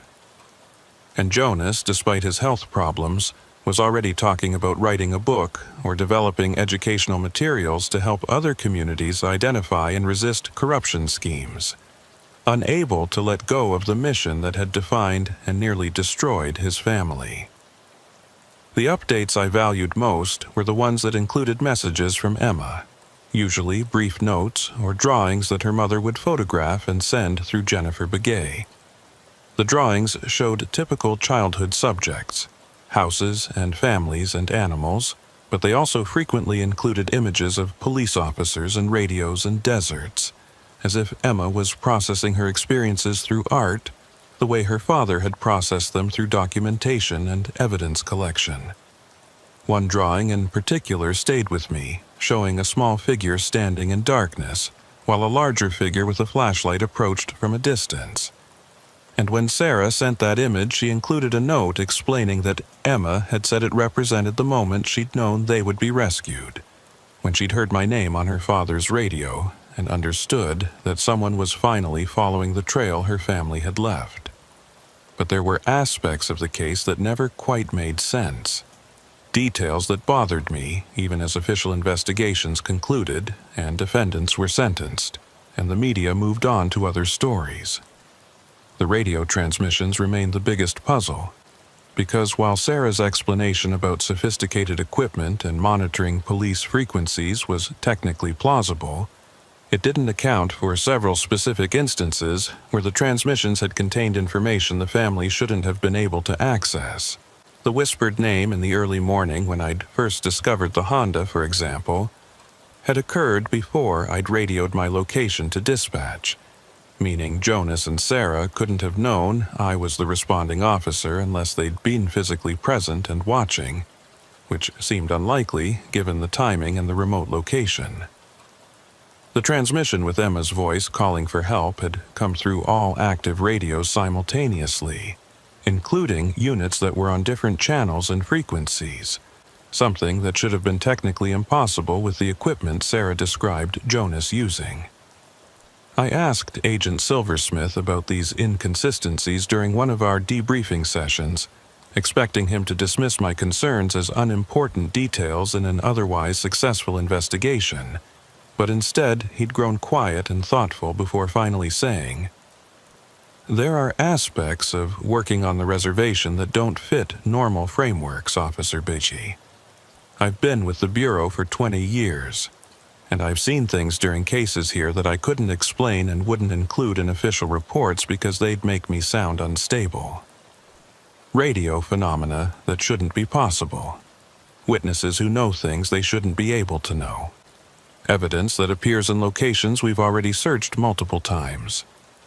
I stopped trying to understand it years ago and just learned to accept that some investigations have elements that resist rational explanation." His acknowledgement of unexplained phenomena was oddly reassuring, confirming that I wasn't the only person who'd experienced things during investigations that couldn't be easily categorized or dismissed. But it also opened unsettling questions about the nature of what I'd experienced and what it might mean for future cases. If the radio transmissions hadn't been entirely the result of Jonas's sophisticated equipment, if there had been some other factor involved that allowed the family to reach out across distance and circumstance in ways that transcended normal communication, then what did that suggest about the landscape we were working in and the forces that might be active but invisible to normal investigation methods? I didn't have answers, and increasingly I suspected there weren't answers, at least not ones that would fit into official reports or courtroom testimony. 3 months after the initial testimony, I received a package at the station with no return address, postmarked from a city I knew the Curleys weren't living in based on my conversations with their lawyer. Inside was a letter from Jonas, handwritten on lined paper in that same neat block lettering I'd seen in the chamber and on the evidence documents. And what he'd written confirmed my growing suspicion that the family's story had layers and complexities that hadn't been revealed during their official testimony. The letter began with expressions of gratitude for my role in the investigation and for the way I'd handled the evidence they'd left, but it quickly shifted into something stranger and more disturbing, a confession of sorts about methods and experiences that Jonas acknowledged would sound crazy, but that he felt compelled to share with someone who'd been affected by them. According to the letter, the decision to use radio transmissions as a method of communication and guidance hadn't been Jonas's idea originally, but had emerged from experiences the family had during their first year on the run, when they'd been living in the chamber in the sandstone formations, and dealing with isolation and fear that had pushed them to the edge of psychological breakdown. Emma had started hearing voices during that period, whispering presences that she'd insisted were trying to help the family. And while Jonas and Sarah had initially dismissed this as either imagination or trauma response, they'd gradually come to recognize that Emma's voices often provided information or warnings that proved accurate even though there was no rational way the child could have known what she was reporting. The voices had told Emma about patrol patterns and safe routes and locations where evidence could be hidden, and over time, the family had learned to trust these whispers even as they struggled to understand or explain them. Jonas wrote that he'd eventually attempted to communicate with whatever was providing information to Emma, using radio equipment he'd acquired specifically for that purpose, and he'd discovered that certain frequencies and locations seemed to facilitate connection with something he described as the land's memory, or the voices beneath, entities or forces that existed in the landscape itself and that had awareness of events and people moving across the reservation. The radio transmissions I'd received hadn't been solely the result of Jonas broadcasting from hidden locations, but had been collaborative communications, with Jonas providing the technical means and intention, while something else provided the reach and timing that had made the transmission so uncannily appropriate to specific moments in the investigation. He acknowledged this sounded insane, that he wouldn't have believed it himself if he hadn't experienced it directly. But he felt compelled to share the truth with me because I'd been affected by these forces and deserved to understand what had been involved in guiding me through the evidence trail. The letter continued with Jonas explaining that he'd debated whether to include this information in his official testimony, but had ultimately decided that prosecutors and federal agents wouldn't be receptive to claims about supernatural or paranormal assistance in evidence collection, and that including such claims might undermine the credibility of the case and allow defendants to argue that the entire investigation was based on delusion rather than solid detective work. So he'd provided the sanitized version, the story about sophisticated equipment and careful surveillance that fit within normal frameworks and wouldn't trigger skepticism or dismissal, while keeping the truth private for sharing only with people who'd experienced similar phenomena and might understand what he was describing. He wrote that Agent Silversmith was one such person, someone who'd encountered enough unexplained events during reservation cases that he'd stopped trying to fit everything into rational categories. And Jonas believed I might be another based on my willingness to follow evidence that led into increasingly strange territory. The letter ended with a warning that disturbed me more than any of the supernatural claims Jonas had made. A statement that the corruption network we'd exposed and prosecuted was only one layer of a much deeper problem, and that forces beyond normal human greed and exploitation were active on the reservation in ways that most people never perceived or confronted. Jonas wrote that during his years of hiding and evidence collection, he'd encountered patterns suggesting that some of the resource extraction schemes weren't being driven solely by corporate profit motives, but by something older and more primal. Entities or intelligences that fed on disruption and destruction, and that influenced human actors to serve purposes those humans didn't fully understand. He acknowledged this sounded like conspiracy theory or paranoid delusion, but he'd documented too many coincidences and impossibilities to dismiss the pattern, and he believed that exposing the human corruption was only a first step in addressing problems that had roots extending far deeper than any court case could reach. I read the letter 3 times, each reading leaving me more unsettled and uncertain about how to process what Jonas was claiming.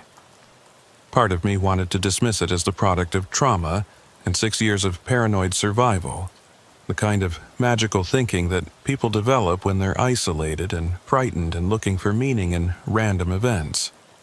But another part of me, the part that had experienced those radio transmissions and felt the weight of being chosen for this investigation, recognized truth in what Jonas described, even if I couldn't articulate why or how I knew it was true.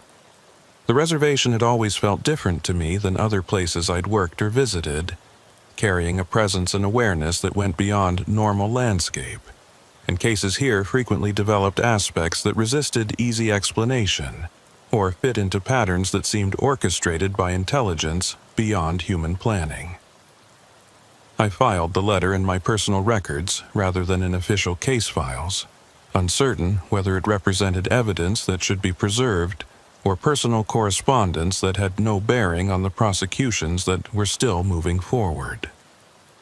Patricia asked me about it after seeing the package arrive, curious about what the Curleys had sent and whether it contained additional information relevant to ongoing investigations. But I told her it was just personal thanks and updates about the family's adjustment to witness protection, which was technically true, even if it omitted the stranger elements Jonas had described. I wasn't sure why I felt compelled to keep the letter's contents private, whether it was respect for Jonas's trust in sharing something he'd kept hidden from official channels, or my own uncertainty about how to discuss experiences that challenged frameworks I'd relied on throughout my career. The prosecutions continued for another 2 years, with most defendants accepting plea agreements that resulted in substantial prison sentences and financial penalties that would bankrupt some of the individuals and corporations involved. Randall Sozi received a 15-year federal sentence for conspiracy and bribery, and he would likely die in prison given his age and health conditions. A fate that seemed simultaneously appropriate and insufficient given the scope of harm his corruption had enabled. The environmental damage to reservation lands would take decades to remediate, and some of it would be permanent. Aquifers contaminated beyond recovery, and sacred sites destroyed by mining operations that should never have been approved. The financial costs were staggering, but the cultural and spiritual costs were incalculable, measured in lost traditions and displaced families and relationships with land that had been severed or damaged beyond repair. Emma Curley turned 12 during the trials, and according to updates from Jennifer Begay, she'd become an advocate for other children who'd experienced trauma, speaking at events and writing about her experiences in ways that helped her process what she'd endured while giving voice to others who felt voiceless. She'd also developed an interest in environmental protection and tribal sovereignty issues, legacy of her father's investigation and her family's sacrifice, and there was talk that she might eventually pursue legal or environmental careers that would allow her to continue the work her parents had started. The resilience she demonstrated was remarkable, but I wondered how much of it was genuine recovery and how much was performance developed during 6 years of learning to hide her true feelings and present whatever face was necessary for survival. I visited the chamber and the sandstone formations periodically during the years following the investigation, drawn back to that space where the Curley family had lived, and documented their evidence, despite never being able to articulate exactly why I felt compelled to return. The writing on the walls remained visible for a while, protected from weather by the chamber's depth and orientation. But gradually it faded as exposure to moisture and temperature fluctuations eroded the softer sandstone surface. I photographed the walls each time I visited, preserving documentation of messages that had served as both chronicle and cry for help, and those photographs became part of my own archive of the case, filed alongside official reports and personal notes that tried to make sense of everything I'd experienced and learned. During one of these visits, about 3 years after the initial investigation, I experienced another radio transmission, unexpected and unexplained because my radio wasn't even turned on at the time, but somehow transmitted sound anyway. A burst of static followed by Emma's voice, older now but still recognizable, speaking words that made my breath catch. "Officer Begay, thank you for remembering us. Daddy says the work isn't finished, that there are still things buried that need to be found. He says you'll know when it's time to look again. The voices are quieter now, but they're still there, still trying to help. Don't forget to listen." The transmission ended, and when I examined my radio, it was definitely powered off, battery removed, incapable of receiving or transmitting anything through normal means. I stood in that chamber for a long time afterward, thinking about Jonas's letter and his claims about forces active beneath the surface of normal reality, about Emma's voices and the landscape's memory, about investigations that revealed layers of truth extending beyond what could be documented in evidence logs or testified to in courtrooms.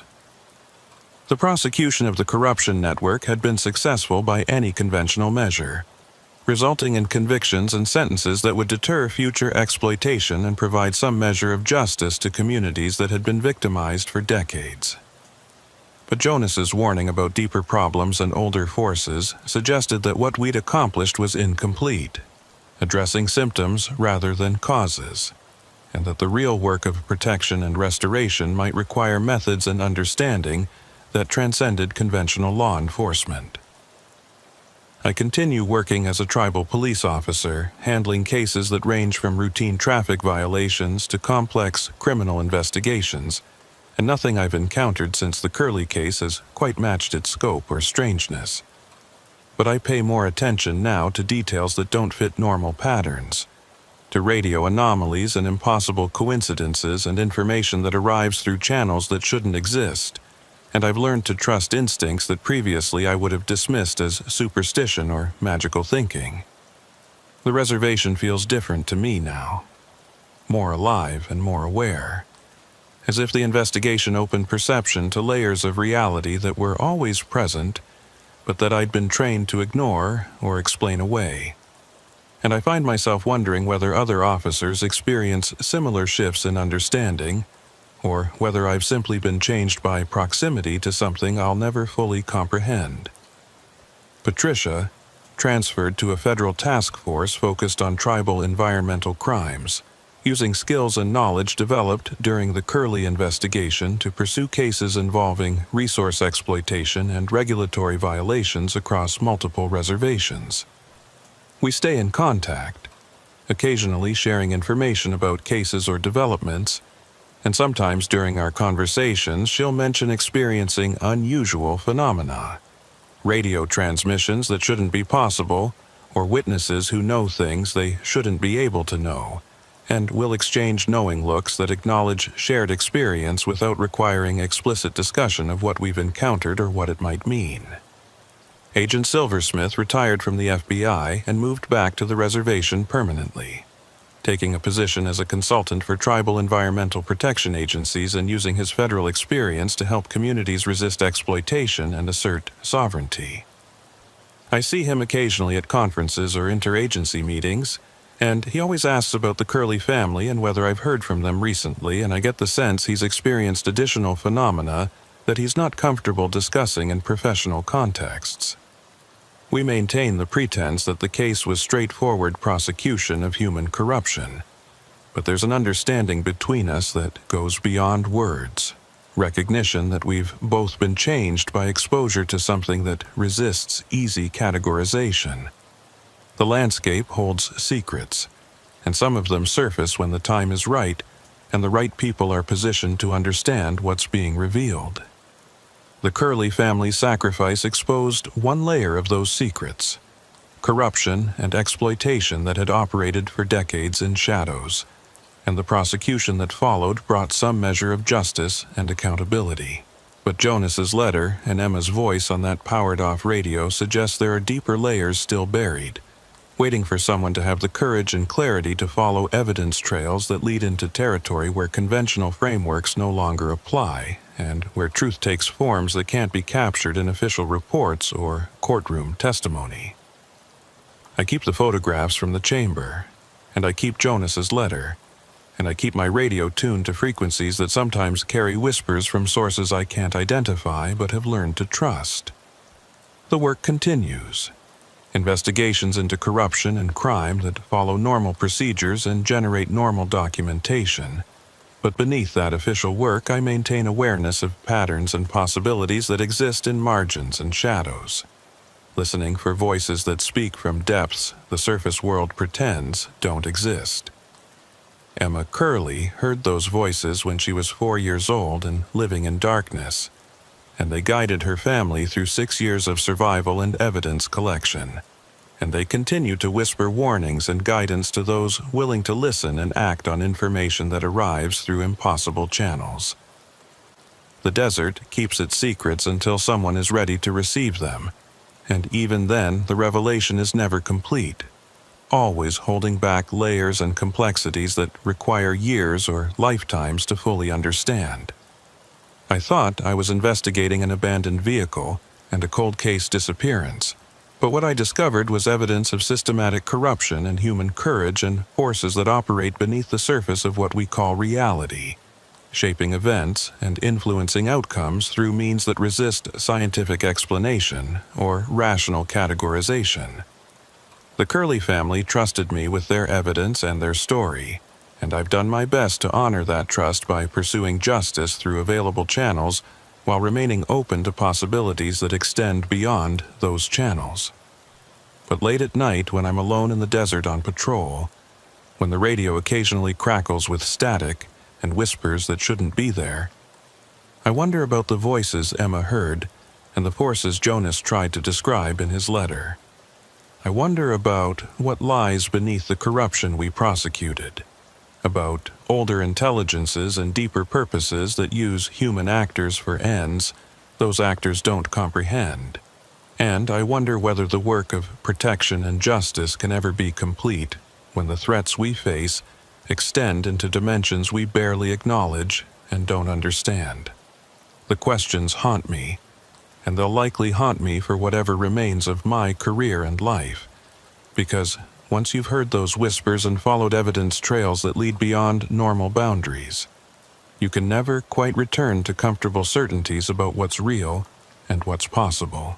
The Curley family is safe now, living under new identities in locations I'm not permitted to know, and Emma is growing into a young woman who'll carry scars and strength in equal measure from her childhood spent in hiding.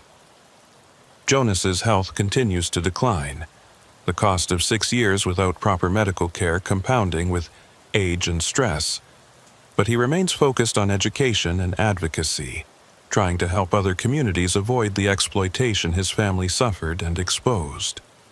Sarah teaches and heals, processing trauma through connection with students and the routine of normal life that was denied her for so long. They're survivors, all 3 of them, and the testimony they provided has already prevented similar corruption in other jurisdictions where officials saw what happened here and decided the risks weren't worth the rewards. But I can't shake the feeling that their story isn't finished, that the radio transmission I received in the chamber 3 years later was a promise or a warning about future revelations still waiting to surface. The work isn't finished, Emma's voice had said. There are still things buried that need to be found.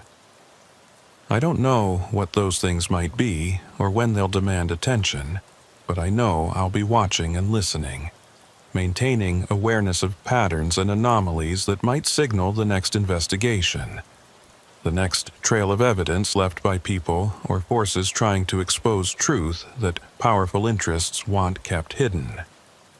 The reservation stretches out beneath vast skies, beautiful and harsh, and holding histories that extend back thousands of years before European contact brought systems of exploitation and corruption that continue to this day in evolved forms. The land remembers, and sometimes it speaks, and those willing to listen might hear warnings or guidance that arrives through channels official training says don't exist, but that experience proves are real and powerful. I'm still learning to understand those channels and to trust information that arrives through them. But the Curley case taught me that some investigations require openness to possibilities beyond normal frameworks, and that truth often has layers that reveal themselves slowly across years or lifetimes rather than in neat packages suitable for courtroom presentation. My radio sits on my desk as I write this report, powered on and tuned to standard frequencies. But I know from experience that the most important transmissions often come through when the radio is off or on wrong frequencies, or in ways that technical manuals say are impossible.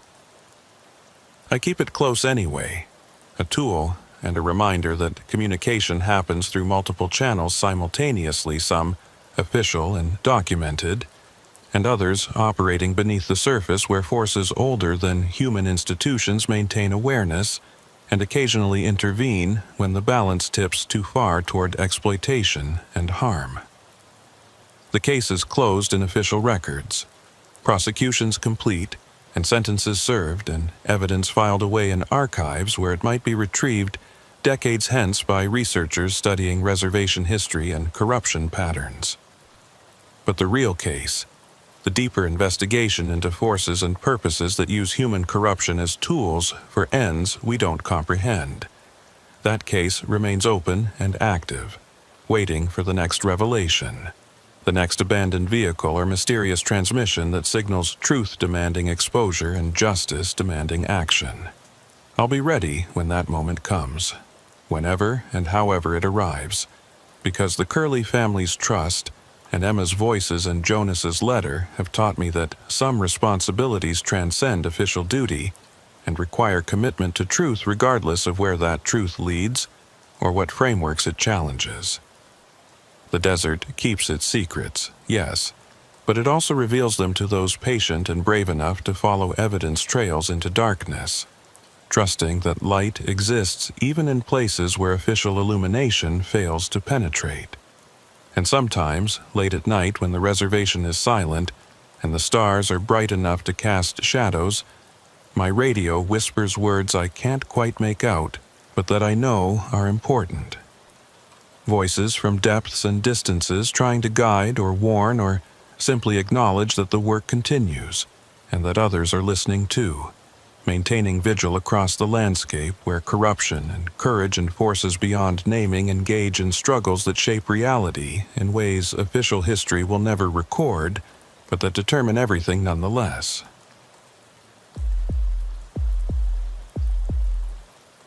The call came through dispatch at 2:43 p.m. on a gray November afternoon when the clouds hung low enough over Crown Point that you could almost reach up and touch them.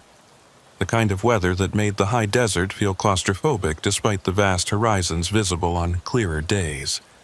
I'd been with the Navajo tribal police for 11 years at that point, long enough to develop instincts about which calls would turn out routine and which ones carried weight that wouldn't become apparent until you were already deep into situations you couldn't easily back out of. This one started as a wellness check, the kind of request we received regularly when family members or neighbors became concerned about elderly residents who lived alone or in isolated areas where days could pass without anyone noticing if something went wrong. The dispatcher, a woman named Rita Todachin, who'd worked the afternoon shift for as long as I'd been on the force, told me a social worker from Indian Health Services had requested we check on an elderly couple named Thomas and Loretta Cheverillo, who lived about 8 miles east of town on a dirt road that branched off the main highway and wandered into terrain that got progressively rougher the farther you traveled from any kind of maintained infrastructure. The social worker, whose name was Darlene Manuelito, had explained that she'd been trying to conduct a scheduled home visit for the past 3 days, but each time she'd driven out to the Cheverillo property, she'd found the house locked up tight with no response to her knocking despite clear signs that someone was home, including vehicles in the driveway and smoke rising from the chimney. This wasn't entirely unusual for elderly residents who sometimes became confused or suspicious about strangers at their door. But what had prompted Darlene to request police intervention was a conversation she'd had with Thomas Cheverillo's nephew 2 days earlier, during which the nephew mentioned he'd also been unable to make contact with his aunt and uncle, despite trying both phone calls and personal visits over the past week. The nephew, who lived in Albuquerque and couldn't travel to Crown Point more than once every few weeks, had expressed concern that his uncle's health had been declining, and that his aunt might be struggling to care for him alone, which was the kind of situation that could deteriorate rapidly if left unaddressed. I took my partner Miles Kisto with me for the wellness check, both because protocol suggested having 2 officers present for elder welfare situations, and because Miles had grown up in the Crown Point area and knew many of the longtime residents by reputation, if not personally. Miles was in his late 20s, about 15 years younger than I was, but he had good instincts and a calm demeanor that worked well for dealing with situations that required patience rather than force. We drove out to the Cheverillo property in my patrol vehicle, following directions Rita had provided based on the address in the system, and as we turned off the main highway onto the dirt road, I noticed immediately what Darlene had mentioned about the terrain becoming rougher the farther we went. The road was barely maintained, more of a track worn into the earth by decades of vehicle passage than any kind of engineered surface, and it wound through landscape dominated by scrubland and arroyos that would become impassable during heavy rain, but they were currently just dry channels cutting across terrain that seemed designed to hide rather than reveal human habitation. The Cheverillo house came into view after about 20 minutes of driving, a traditional adobe structure that looked like it had been built sometime in the 1960s or 70s based on the style and materials, surrounded by a chain-link fence that enclosed maybe half an acre of yard space where a few scraggly trees struggled to maintain foliage despite the high desert conditions. 2 vehicles were parked in the driveway, an old Ford pickup truck that looked like it dated from the 1980s and a slightly newer sedan that might have been from the early 2000s. both covered in a layer of dust that suggested they hadn't been driven recently. Smoke was indeed rising from the chimney, thin and steady, indicating someone had maintained a fire within the past few hours. And as Miles and I approached the property on foot after parking near the gate, I could see curtains moving slightly in one window as if someone inside had noticed our arrival and was watching to see what we would do. I called out as we approached the front door, identifying myself and Miles as tribal police officers conducting a wellness check at the request of Indian Health Services, keeping my voice friendly and non-threatening because the last thing we needed was to alarm elderly residents who might already be confused or frightened by the attention they'd been receiving. No response came from inside the house. Just that continued sense of being watched from behind curtains that didn't quite close all the way. Miles tried the door, finding it locked as Darlene had reported, and when he knocked loudly enough that anyone inside should have heard clearly, we waited a full minute without receiving any acknowledgement. I walked around the perimeter of the house, checking windows and looking for alternative entrances, and found that every window was not just closed, but appeared to be locked from the inside based on the position of the latches I could see through the glass, and the back door was similarly secured with what looked like multiple locks, including a deadbolt and a chain. What struck me as strange wasn't just that the house was locked. Elderly people living in isolated areas often took security seriously, but that the locks appeared to have been engaged from the inside, meaning someone was presumably home and choosing not to respond to our presence.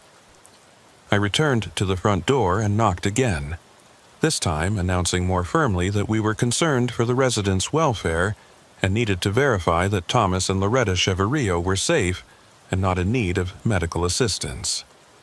Still no response, just that oppressive silence broken only by the wind moving through the sparse vegetation around the property.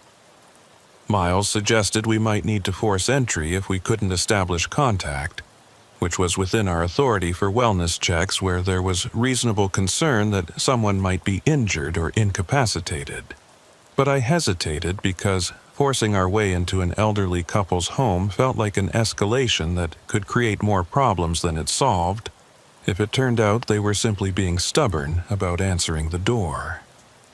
I was debating our options when I noticed something that made the situation more complicated than a simple locked door mystery. The ground around the house, which had been muddy a few days earlier based on evidence of recent rain in the area, showed footprints leading away from the back door and circling the perimeter of the property before disappearing into the harder packed earth near the fence line. The prints were fresh enough that they hadn't been completely worn away by wind and weather, probably made within the past day or two based on their definition, and what made them significant was their pattern and number. There were at least 3 different sets of prints based on the varying sizes and tread patterns I could identify, suggesting multiple people had been walking around the outside of the house recently, and the way the prints circled and overlapped suggested they'd been conducting some kind of surveillance or perimeter check rather than just arriving and leaving through normal approaches. Miles saw what I was looking at and came over to examine the prints more closely, his expression shifting from mild curiosity to something more concerned as he processed the same information I was. "That's not normal," he said quietly, voicing what we were both thinking. If the Cheverios have been locked inside their house and not responding to visitors, why would there be fresh footprints all around the property from multiple people? The obvious answer was that someone other than the Cheverios had been here recently, moving around the house in a pattern that suggested they were looking for something or monitoring the property, and that raised questions about whether this was still a simple wellness check or had become something more complicated involving potential threats to the elderly couple inside. I radioed back to dispatch to request backup and to run a check on any recent calls or reports involving the Cheverio property, while Miles continued examining the footprints to see if he could determine anything else about their origin or purpose. Rita came back after a few minutes with information that added another layer of strangeness to the situation. According to her records, there had been no calls or reports involving the Cheverillo address in the past 6 months, which wasn't particularly unusual for a remote property. But when she'd contacted the nephew in Albuquerque to let him know we were conducting the wellness check, he'd mentioned something he hadn't told the social worker earlier. Apparently, Thomas Cheverillo had called his nephew about 2 weeks ago, speaking in what the nephew described as a confused and agitated manner, claiming that people were watching the house at night and that he'd seen figures moving in his yard when he looked out windows after dark. The nephew had assumed this was either paranoia related to his uncle's declining health or possibly early signs of dementia, and he'd planned to visit the following weekend to assess the situation. But work obligations had prevented him from making the trip until several days later, by which point he'd found the house locked and unresponsive just as we had. The nephew had checked with neighbors, the few who existed in this sparsely populated area, but no one had noticed anything unusual at the Cheverillo property, and the general consensus had been that Thomas was probably just getting forgetful, and that Loretta was taking care of things as best she could. But the presence of these footprints suggested that Thomas's claims about being watched might not have been paranoid delusion, but accurate observation of genuine surveillance, and that transformed this wellness check into a potential home invasion or stalking situation that required a different tactical approach. Backup arrived in the form of Officer Patricia Littlecrow, who I'd worked with on previous cases and whose experience with elder welfare situations made her a valuable addition to our response. I briefed her on what we'd found, the locked doors and fresh footprints, and the nephew's report of Thomas claiming to be watched, and together the three of us decided we had sufficient cause to force entry to verify the occupant's safety.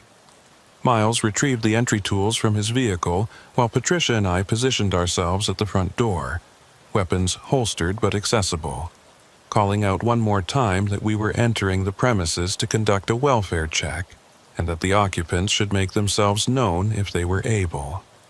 The door was solid and well maintained despite the house's age, and it took Miles several minutes of work with the pry bar before the locks finally gave way and the door swung inward, revealing an interior that was dim despite it being mid-afternoon because all the curtains had been drawn and very little natural light penetrated the rooms. The smell hit us immediately, not the overwhelming stench of death that would have indicated bodies had been present for days, but something subtler and more disturbing. A combination of wood smoke and what might have been sage or other herbs burning, along with an underlying mustiness that suggested the house hadn't been properly aired out in quite some time. I entered first, flashlight supplementing the dim interior lighting, calling out again for the Cheverillos to identify themselves and confirm they were safe. The living room showed signs of recent occupation, a fire burning low in the fireplace, and what looked like a meal's worth of dishes sitting on a coffee table. But no people were immediately visible.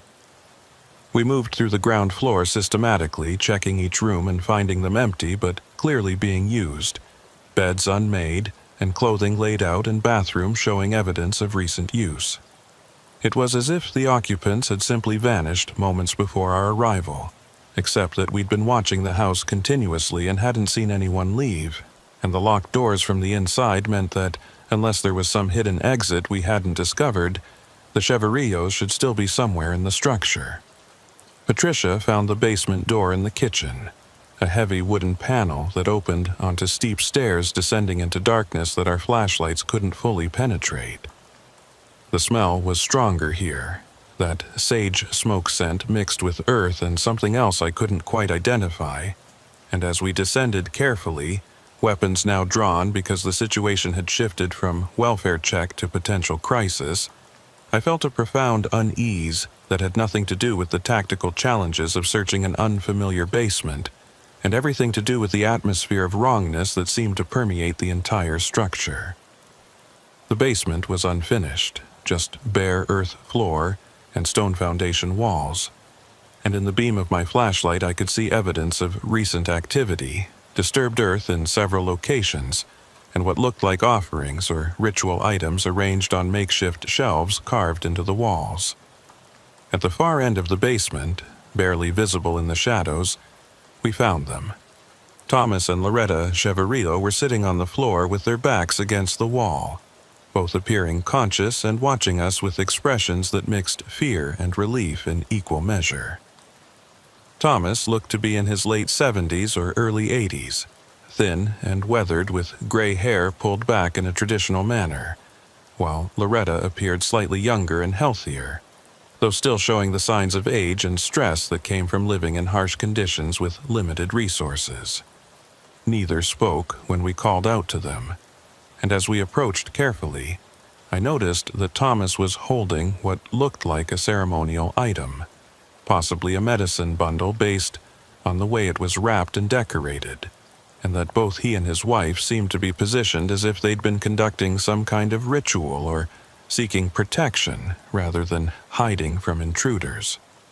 "Mr. Cheverillo, Mrs. Cheverillo," I said gently, keeping my weapon pointed down now that it was clear they weren't a threat and we weren't dealing with an active home invasion. "We're tribal police, here to check on your welfare. Your nephew and the social worker were concerned because they couldn't reach you. Are you both okay? Do either of you need medical attention?" Thomas looked at his wife, and some silent communication passed between them before he finally spoke, his voice hoarse and uncertain. "We couldn't let them in, the ones who watch. We had to stay inside, keep the doors locked. They come at night, officer. They walk around the house looking in windows, trying the doors. We hear them whispering, but we can't understand the words. It's been going on for weeks now." His words confirmed the nephew's report, but raised more questions than they answered, because if someone had been genuinely harassing this elderly couple to the point where they'd lock themselves in their basement and refuse to answer their door, even to concerned family members and authorities, we were dealing with a serious stalking or intimidation situation that required immediate investigation and intervention. But something about the way Thomas spoke, the certainty in his voice when he mentioned the ones who watch, suggested he believed the threat was something beyond normal human perpetrators, and that complicated our response because we couldn't investigate supernatural beliefs, but we also couldn't dismiss genuine fear that was affecting these people's ability to live safely in their own home. Patricia knelt down next to Loretta, speaking quietly to assess her physical and mental state, while Miles and I helped Thomas to his feet and guided him toward the stairs. Both seemed weak from what was probably inadequate food and water intake over the past several days, and there were signs of dehydration and possibly hypothermia from spending extended periods in an unheated basement. We got them upstairs to the warmer living room and called for an ambulance to transport them to the IHS clinic for evaluation, while I began the process of documenting the scene and trying to understand what had actually been happening at this property over the past weeks. The footprints outside were real, that much was certain, and they indicated that people had been circling the house recently enough that the prints hadn't been erased by weather. But whether those people were the ones who watch that Thomas feared, or whether they were concerned neighbors or family members trying to check on the couple, or whether they were something else entirely, I couldn't determine from the evidence available at the scene. What I could determine was that Thomas and Loretta Cheverillo had been genuinely terrified, had spent days locked in their basement conducting what appeared to be protective rituals, and had only emerged when forced entry by police made remaining hidden no longer viable. As we waited for the ambulance, I examined the ritual items Thomas had been holding, photographing them but not disturbing them because I wasn't sure what cultural significance they might have and didn't want to violate any protocols I wasn't aware of. The items included what looked like sage and cedar bundled together, stones with markings I didn't recognize, but that might have been traditional symbols, and a small pouch containing substances I couldn't identify without chemical analysis. Thomas watched me document these items with an expression that suggested both protectiveness and resignation. And when I asked him about their purpose, he said quietly, "Protection. against the ones who shouldn't be walking. They're not from here, officer. Not from the world we see in daylight. They come from beneath, from places where things got buried that should have stayed buried. His words sent a chill through me that I tried to suppress because I needed to maintain professional objectivity and not get drawn into interpretations based on traditional beliefs that I didn't fully understand and couldn't investigate using normal law enforcement methods. But the conviction in his voice, the genuine terror that had driven this couple to lock themselves away and refuse help even from family members they trusted, suggested we were dealing with something more complex than simple paranoia or mental health crisis. Whether the threat was supernatural or human, or some combination of both, these people had experienced something that had fundamentally altered their sense of safety in their own home, and addressing that would require resources and understanding that went beyond basic wellness checks and evidence collection. The ambulance arrived, and the paramedics began assessing the Cheverrillos' condition, determining they needed hospitalization for dehydration and exposure, but that their lives weren't in immediate danger. As they were being loaded into the ambulance, Thomas grabbed my arm with surprising strength for someone in his weakened condition and pulled me close enough to whisper, "Don't stay here after dark, officer. The ones who watch, they don't show themselves in daylight. But when the sun goes down, you'll see. You'll understand why we couldn't open the door. Check the mud near the back fence. Look at the prints carefully. You'll see they don't belong to anything that should be walking on two legs." Thomas Cheverrillo's warning echoed in my mind as the ambulance pulled away, carrying the elderly couple toward the medical care they desperately needed after days of self-imposed isolation in their basement. Miles and Patricia were preparing to secure the house and return to the station, assuming our work here was complete now that the wellness check had been resolved and the Cheverrillos were safe. But I couldn't shake the old man's final words about the footprints near the back fence, and his insistence that they didn't belong to anything that should be walking on two legs. Professional training told me to dismiss this as the product of fear and possible cognitive decline, but 11 years of working on the reservation had taught me that dismissing things I didn't understand was often a mistake that led to incomplete investigations and unresolved situations that would resurface later with worse consequences. I told Miles and Patricia I wanted to examine the property more thoroughly before we left, documenting the footprints and checking the perimeter for any evidence that might explain who'd been circling the house and terrorizing the Cheverrillos to the point of hiding in their basement. Patricia needed to return to the station for another call, but Miles agreed to stay and help me process the scene, though I could see in his expression that he thought I was overthinking what was probably just a case of elderly people becoming paranoid about normal sounds and shadows that isolation and declining health had transformed into perceived threats. We spent the next hour photographing and measuring the footprints we'd initially noticed, documenting their patterns and trying to establish how many different individuals had been present and when they'd been here based on the condition of the impressions in the dried mud. What we found was both more and less than I'd expected. More in terms of the sheer number of prints suggesting this hadn't been a single incident, but multiple visits over an extended period, and less in terms of clarity because many of the prints were partial or degraded enough that getting detailed information about shoe size or tread pattern was difficult. But there were enough complete impressions to establish that at least 3 and possibly 4 different individuals had been walking around the Cheverrillo property, and the pattern of their movement suggested surveillance rather than casual approach, circling the house multiple times and pausing at windows and doors, as if checking for vulnerabilities or trying to see inside. Miles pointed out that the prints led both to and from the back fence, suggesting whoever made them had been entering and leaving the property from that direction, rather than using the main driveway, which supported the idea that this was deliberate intrusion rather than legitimate visitors. When we reached the back fence line where Thomas had specifically directed me to look, I understood immediately why the old man's warning had been so urgent. and why his description of the prints had been so unsettling. The impressions here were deeper and more complete than those closer to the house, preserved in a patch of mud that had remained softer longer because it was shaded by a cluster of juniper trees, and what they showed didn't match any footwear pattern I'd seen in 11 years of examining crime scenes and accident sites.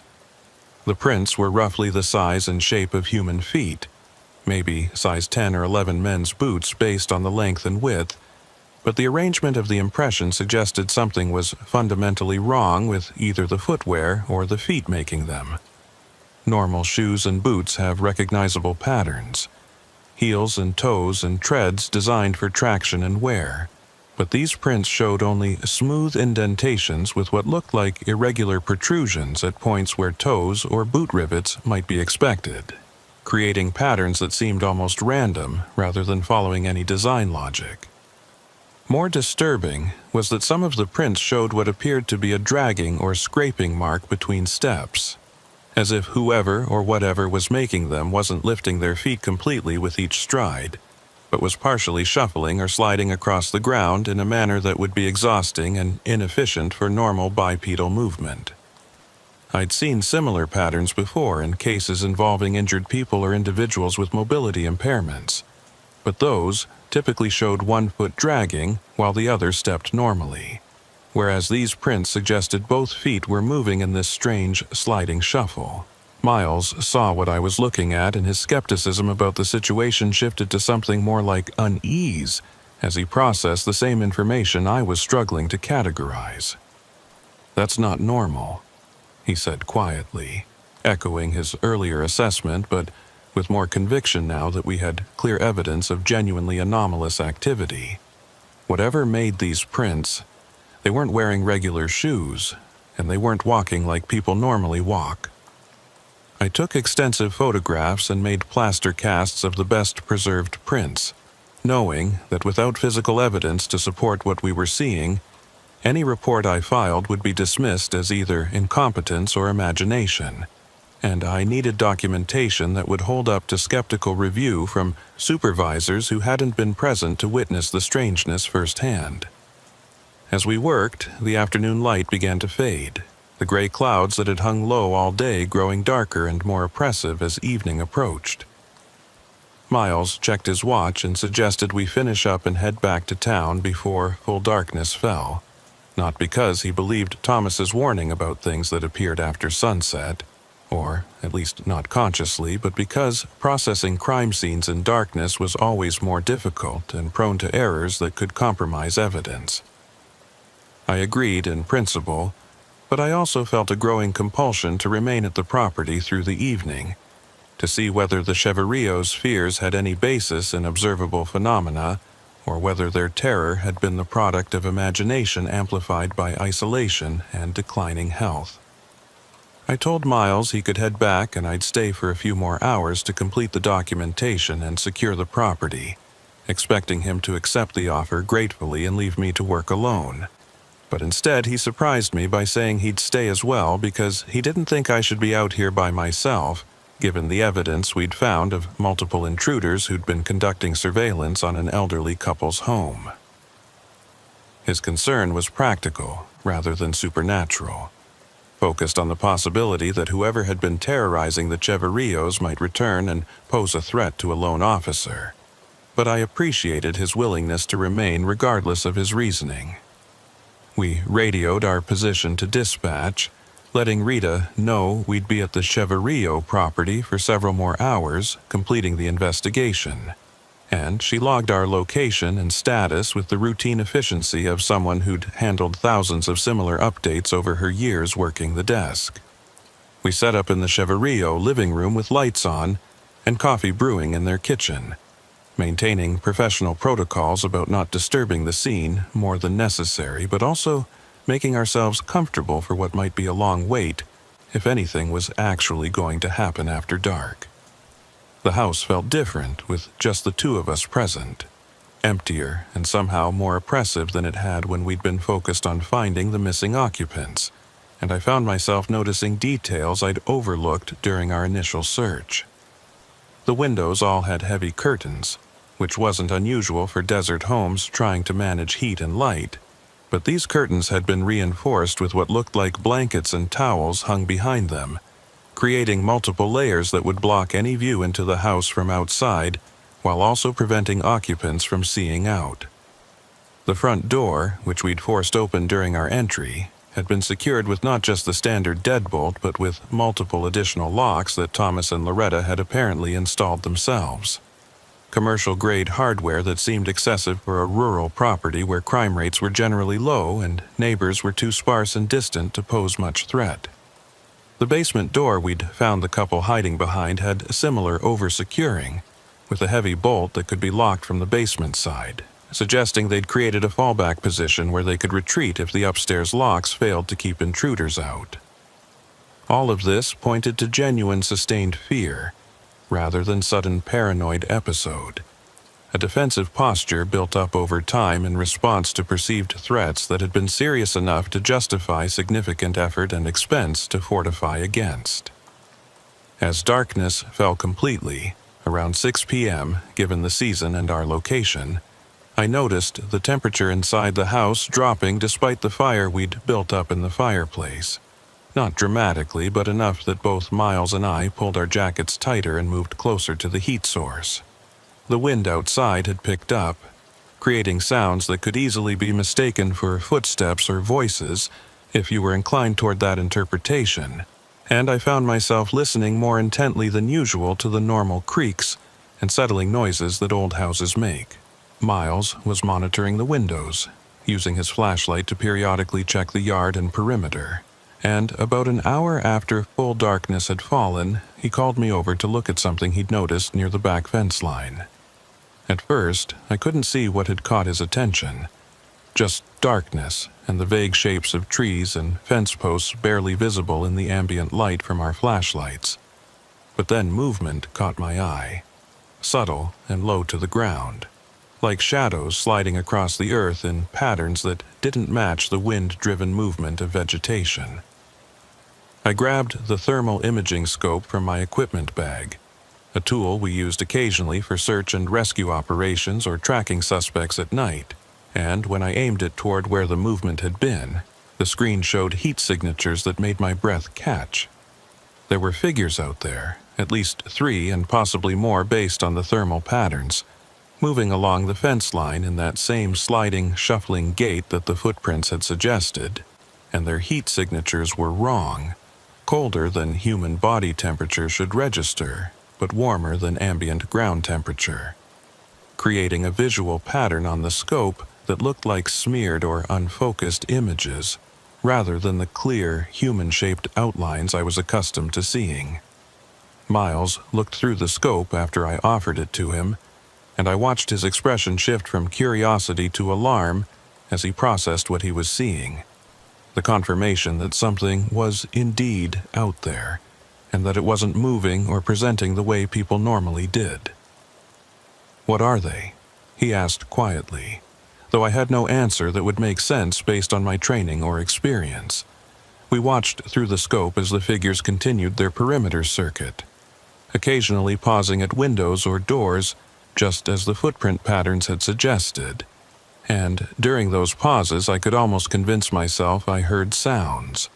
Not quite voices, but something that might have been attempts at communication. Whispers and scraping noises that could have been wind and branches, but that carried an intentional quality I couldn't rationally justify but couldn't dismiss. I made the decision to go outside and attempt contact, knowing this was probably foolish, but also knowing that sitting inside and watching through scopes wasn't going to provide the answers we needed about what was happening on this property, and why the Cheverios had been so terrified they'd lock themselves in their basement rather than face whatever was out there. Miles tried to argue against it, suggesting we call for backup or wait until morning when visibility would be better, but I overruled him and we prepared to exit through the back door, weapons drawn and flashlights ready, treating this as we would any investigation of trespassers or potential threats on private property. The cold hit us immediately when we opened the door.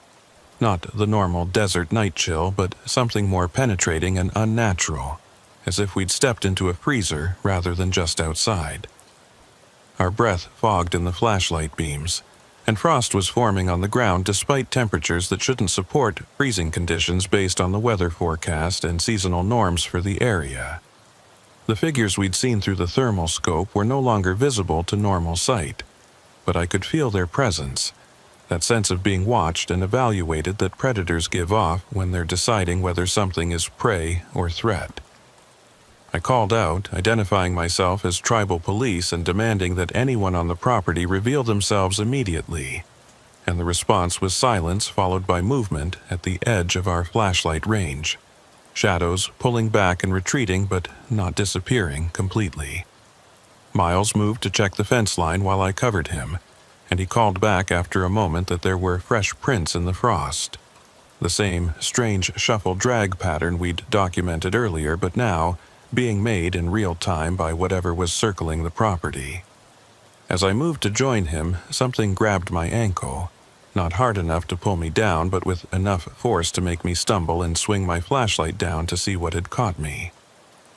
There was nothing visible in the beam, no hand or rope or natural obstruction, but I could feel pressure on my leg like fingers gripping through my pants, cold enough that it hurt even through the fabric. And when I jerked away, the pressure released, and I heard something that might have been laughter or might have been wind, but that sent primal fear racing through my nervous system regardless of what rational explanations might exist. Miles had his weapon raised and was scanning for targets, but there was nothing to aim at, just shadows and cold, and that continuing sense of presence without visible form. And we made the tactical decision to retreat back into the house because engaging with threats you couldn't see or properly identify was a good way to create friendly fire situations or waste ammunition on nothing. We backed toward the door, maintaining defensive positions and keeping our lights sweeping the area. And as we crossed the threshold back into the house, I saw them clearly for just a moment. Figures standing at the fence line watching us with postures that suggested human shape, but with proportions and movements that were fundamentally wrong. Too tall and too thin, and moving in that shuffling slide that no human joint structure should be able to sustain. The door slammed shut behind us, though neither of us had touched it, and the locks that we'd forced open during our initial entry suddenly engaged with loud clicks that echoed through the house like gunshots.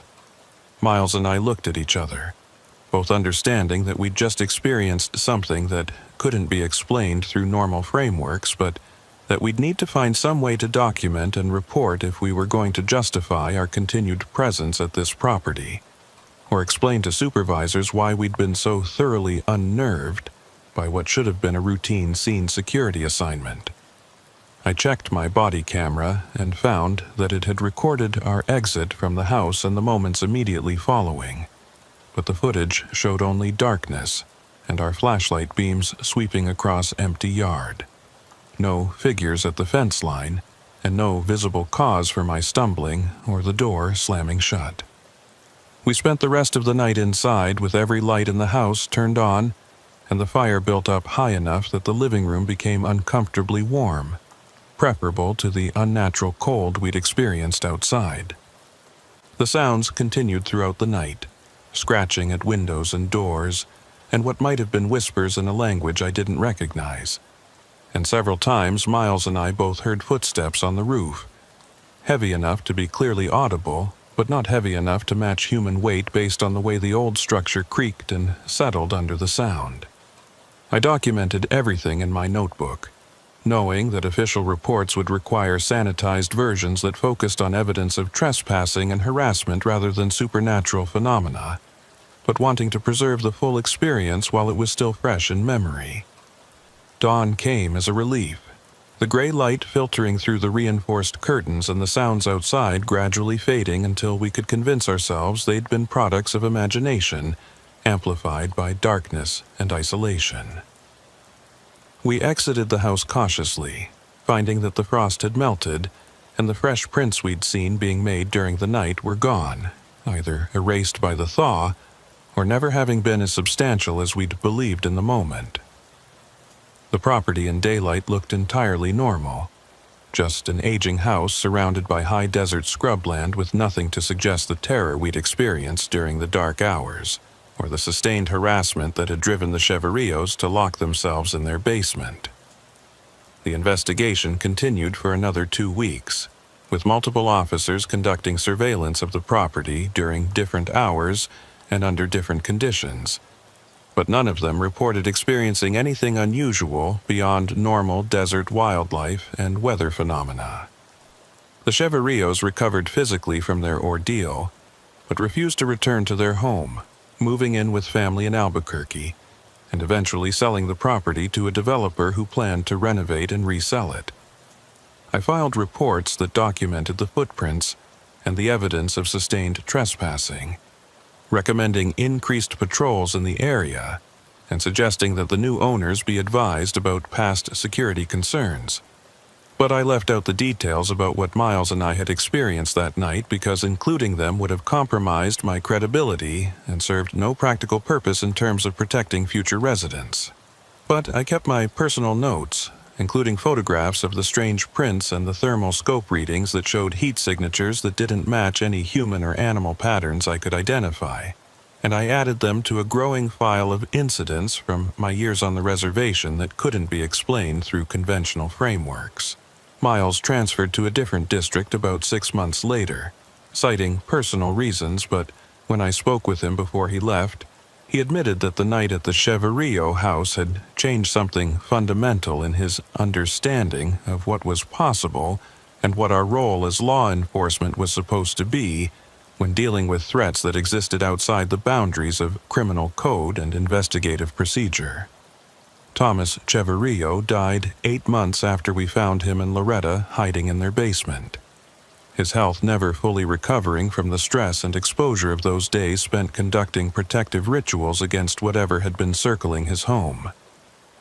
At his funeral, which I attended out of respect and a sense of continued connection to the case, Loretta pulled me aside and thanked me for believing them, for not dismissing her husband's fears as dementia or paranoia, even though official reports had necessarily focused on human trespassers rather than the things that walk at night in forms that shouldn't exist.